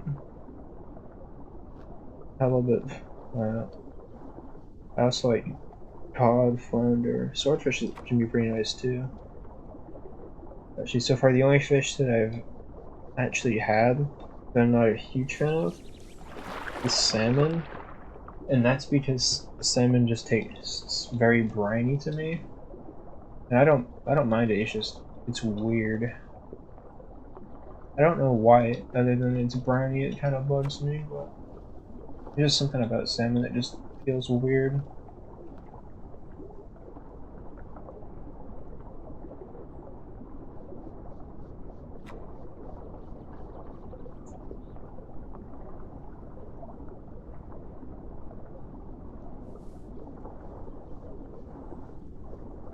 Of course, salmon in a sushi roll is pretty good, but actual cooked salmon just tends to not be quite as good from my experience.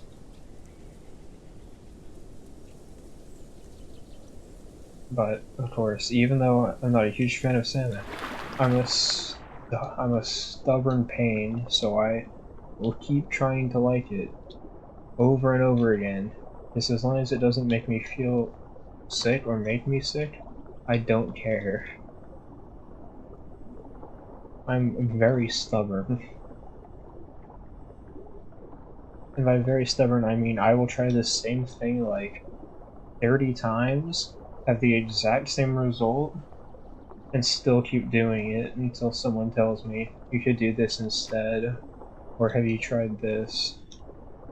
And I go, oh, try it, and and it helps me out a little bit, or it just doesn't work well with me. I'm a little bit better with actually figuring stuff out now than I used to be, but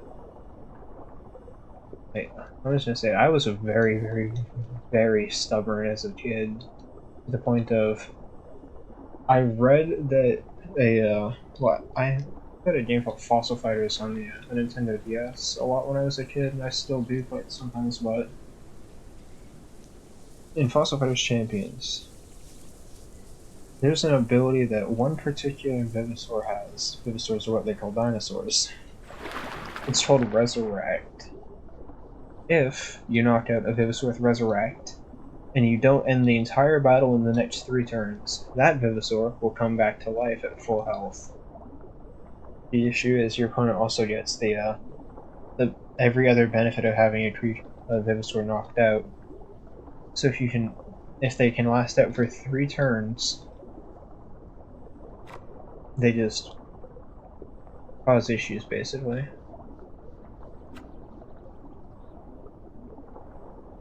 And yeah, my dumbass just decided my dumbass went, oh, I have to take out the supports, because the fight before I learned that if I don't take out the support, I have a very hard time actively dealing with the team. And those two were the lower health ones, and they had the stronger support effects for their team, so I figured I'd take them out first, and it didn't work. I did that, I kid you not, like 30 goddamn times. And I took a break from the game for a long time because of it. Because I just was too dumb to understand. And then when I came back, I realized, oh, I can quite literally just do this. That has happened with me way too many times with games, and I hate it. And that happened with me in Super Mario Galaxy 2 as well, where I would just try really hard to beat a boss, like 30 times, not understand it, give up at some point, come back like a couple months to a year later, beat the boss first time, and go, oh, yay. My brain is just so weird. That's one thing that I've learned, is that I need to take an actual mental break from stuff a lot of the time, just so that I can understand.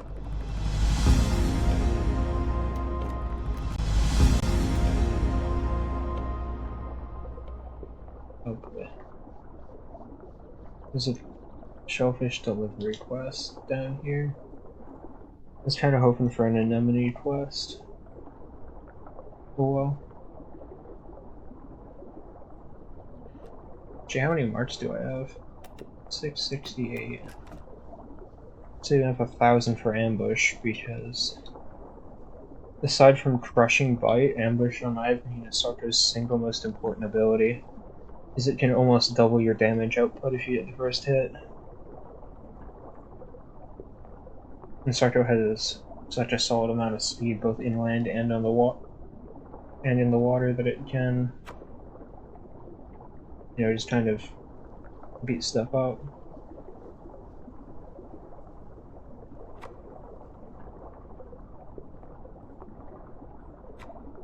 Or it can relatively easily land that. Then of course, after that you want to either get your hide abilities, which are resilient or streamlined, depending on what you want. And then you get a lunge if you're going to be spending more time in the water, or gator dash if you're going to be spending more time on land.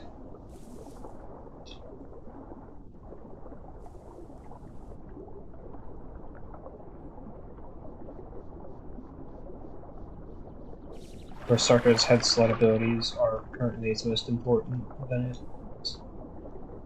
it's 2 unlockable head sled abilities, which are Crushing Bite for 700, Ripping Bite for 1200. Both very important. Ambush is very important. Nictitating Membrane is not that important. These don't matter. These are both quite important, and then hides are decently important, but nothing crazy. I just figured I can easily get the stream that I'm saving up for, so I did.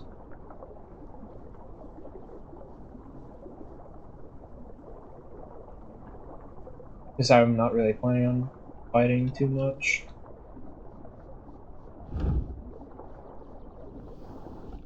Alrighty. Looking for anything of fish. Here we go. This was pretty far to find this one. Better I just missed some and wasn't paying attention, which is entirely possible. Because I kind of get lost in my thoughts.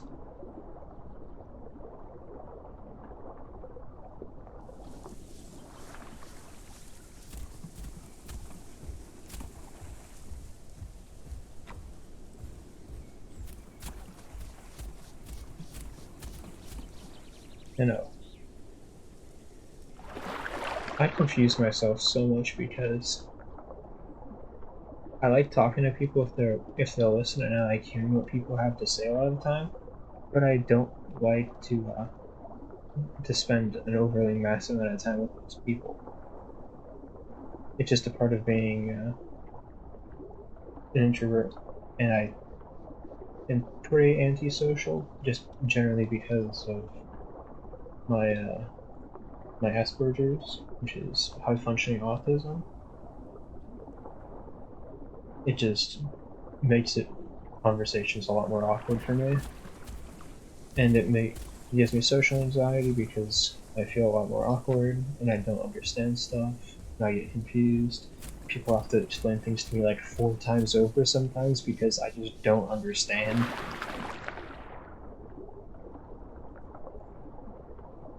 My brain just my brain is just weird. But I probably wouldn't be here right now if my brain wasn't weird, so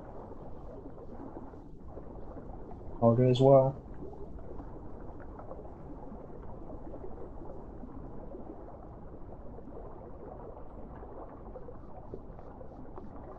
That's another thing as well. I refuse to believe that any person is normal. Because if you are the definition of normal, you are weird for being the definition. Because very few people are even close to the definition of normal. Everyone has their own weirdnesses and little. Uh, everyone has their little like weird things that happen. And everyone lives there. Everyone has something different going on. No two people are the same, and that's why I consider normal to be just not really a thing. Look at the quote unquote normal type in Pokemon too. There is nothing normal about Pokemon like Smeargle or Snorlax.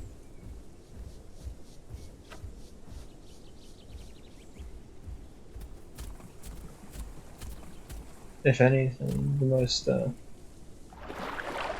normal type, well, the most normal type would probably be something like Tauros, because Tauros is quite literally just a bull with 3 tails.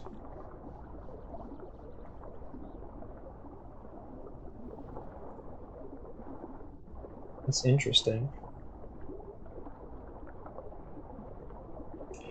But you can see more of the kind of reddish orange color starting to fade through in my skin on the tail and on the back legs. A little bit on the back too. That's nice.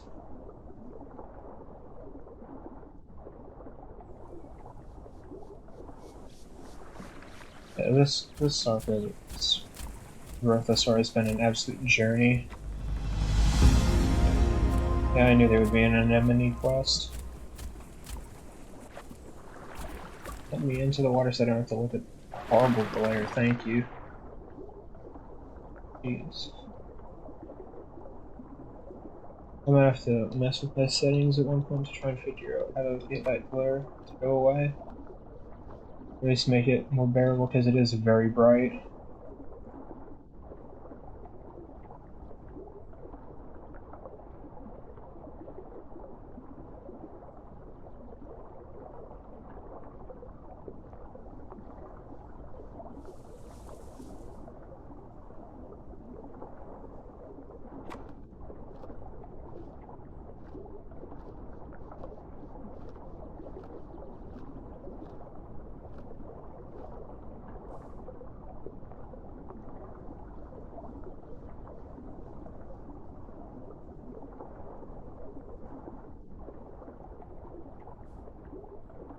You know, I used to spend a lot of like effort in middle school and high school trying to kind of fit in, personality wise at least, with a bunch of people.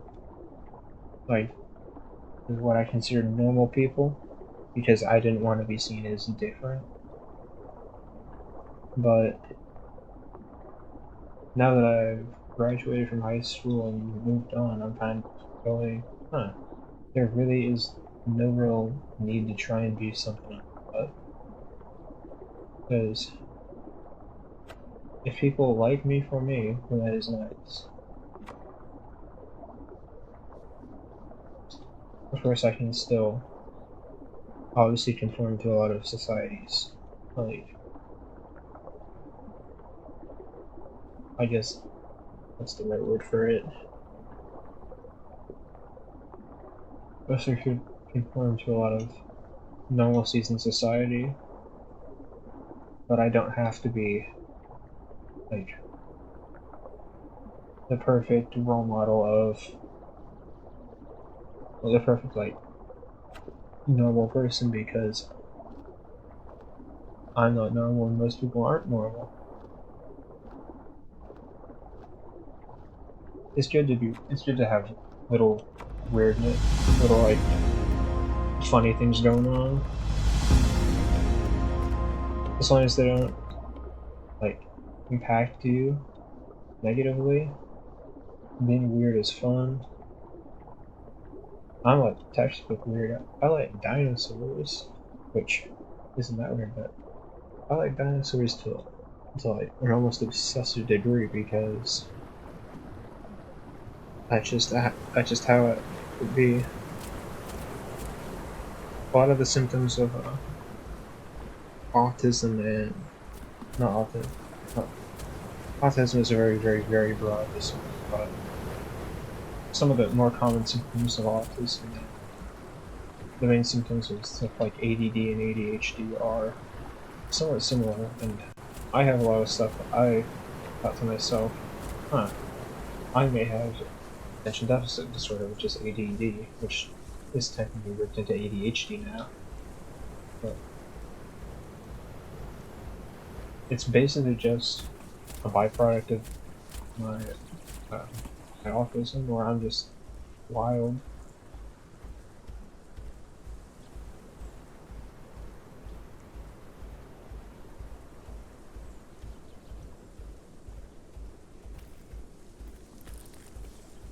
I think about random stuff, and I hyper focus on some things and can't focus on others at all. That's just how it works.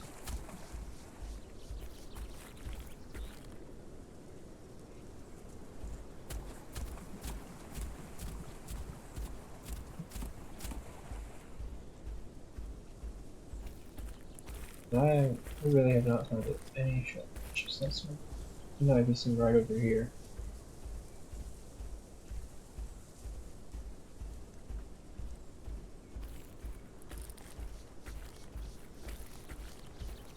Nope. Okay.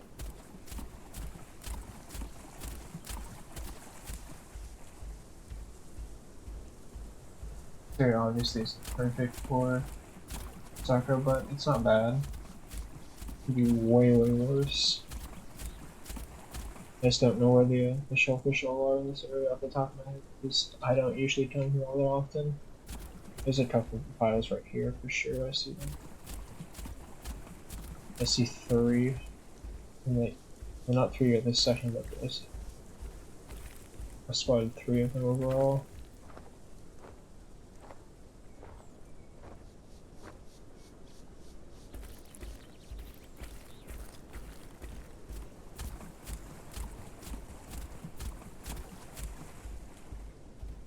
One thing I will say, I just remembered Suko.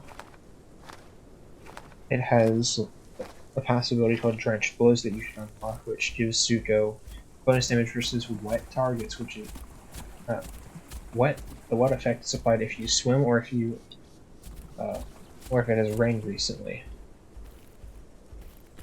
You can't really control the all that much, but what effect does Juicy an advantage against but does Juicy go fighting chance against other semi-aquatics in the water because Tsuto is the second squishiest, with Sarco having less health but the same weight.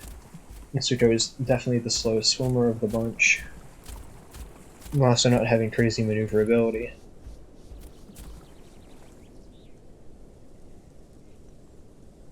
But with the what effect, if anyone tries to cross a river or if anyone's actively trying to fight you in the water, you should potentially defend yourself.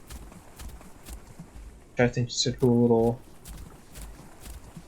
bit of its duality of a semi-aquatic. This game honestly has come really far in the last 3 years. Went from basically being a sandbox kind of mini deathmatch game to being a full-on progressive survival game. Even though I don't agree with all the choices they've made, obviously, I still see how much this game is growing. I absolutely like that. Because the game doesn't stay stagnant for long, which is nice.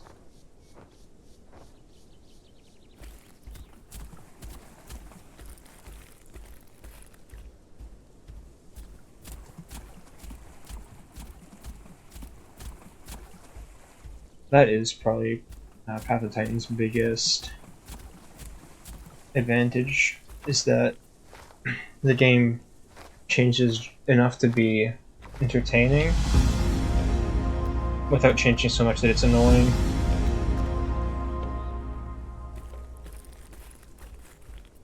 It changes enough to keep your interest, but it doesn't change enough that your enjoyment is hampered by constant shifting.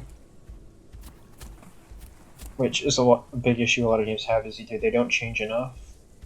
I'll just use the Isle as an example because, good lord, up until last month that game had not changed basically at all in over a year. And then you have games like League of Legends that change all the time, and that can be a bit of an issue too. Because if you find something that you like in League, good chances are it's probably not going to be as viable, it's probably going to be a lot harder to do in 3 weeks, 4 weeks, something like that.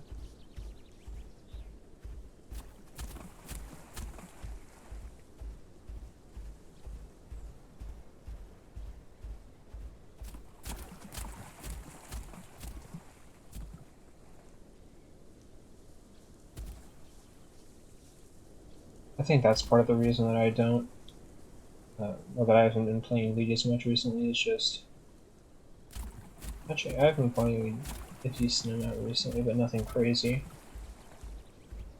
It's mostly just because,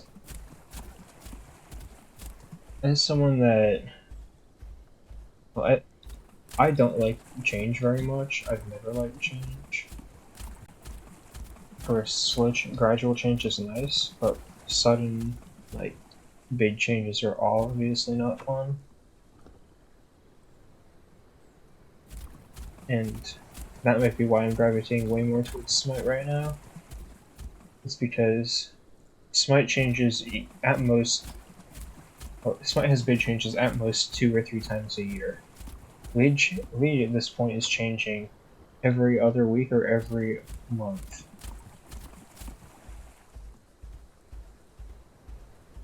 Then you compare that to Heroes of the Storm, which, actually, yeah, all 3 MOBAs are a good rendition of it too, where Smite changes just enough to keep everything fresh and interesting, without being so overbearing that it's well, it's not boring when they change stuff because you can actually understand stuff and figure stuff out.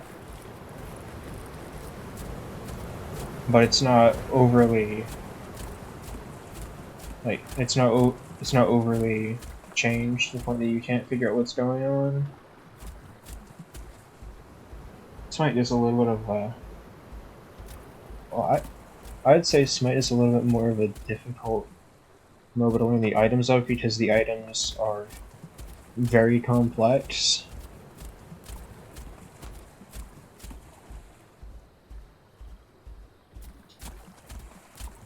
But the overall gameplay is smite, even though it doesn't change that much overall.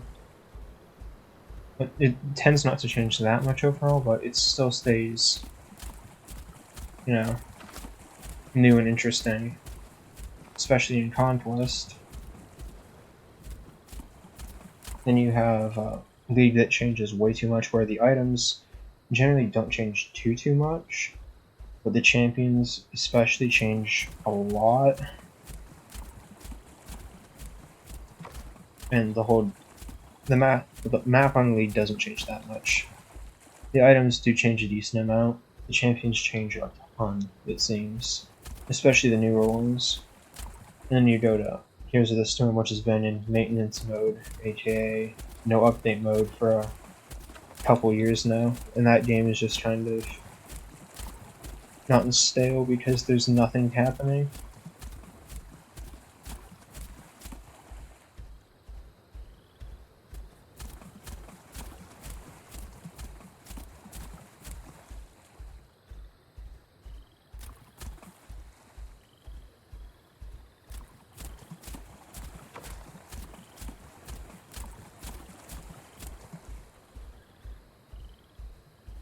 Right. Depending on what quest is next, I'm probably going to end soon. Yep, I figured it would be that quest. I'm gonna go off to the home cave. Because there's no way I'm going to Stego Mountain as a Sarco. Actually, I technically could, but I'm just not going to. It's too far on land. For the little scaly puppy.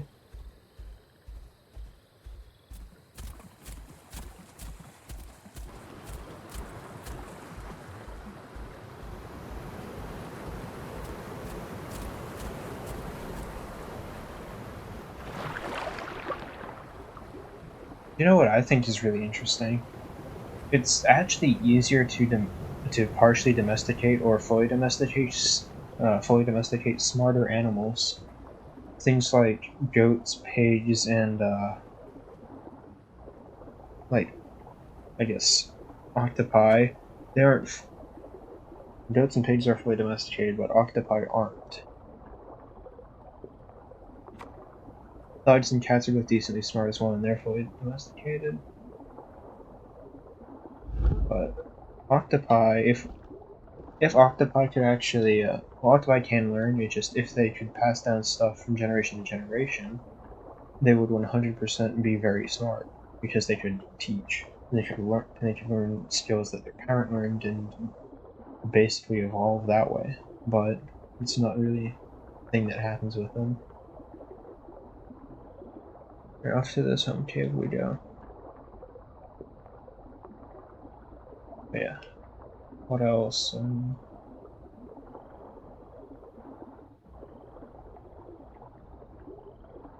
Why's my brain blanking?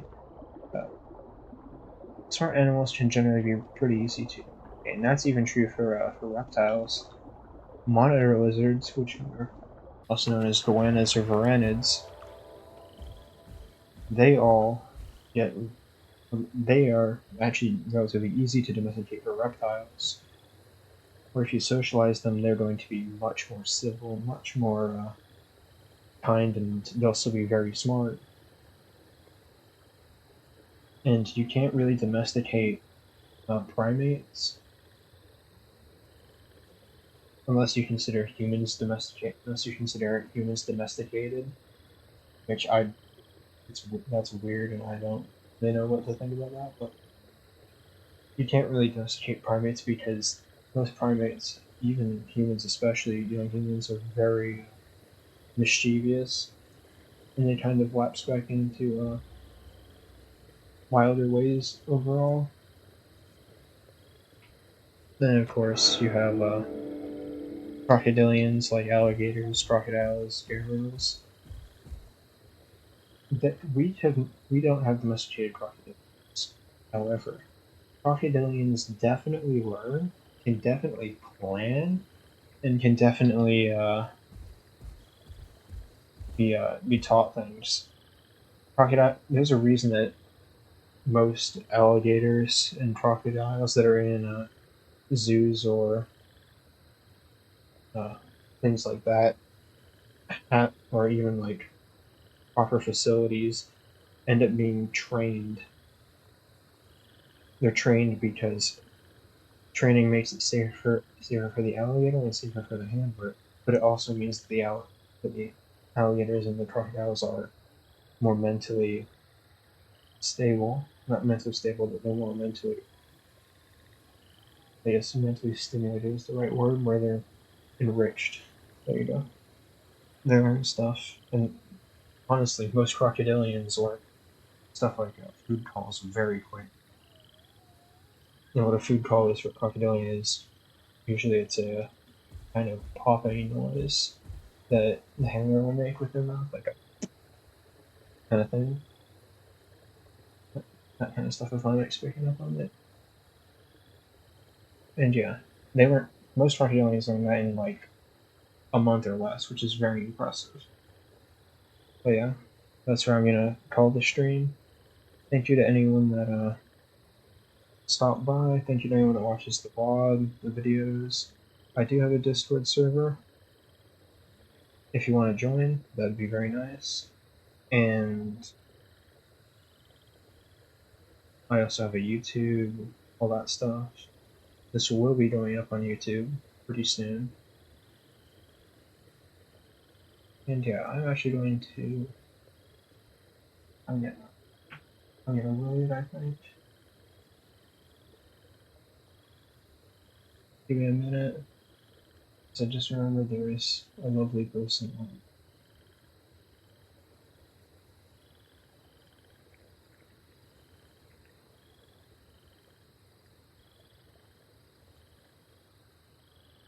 Right. Stay awesome. Be safe. And most importantly, be kind. I'm gonna do.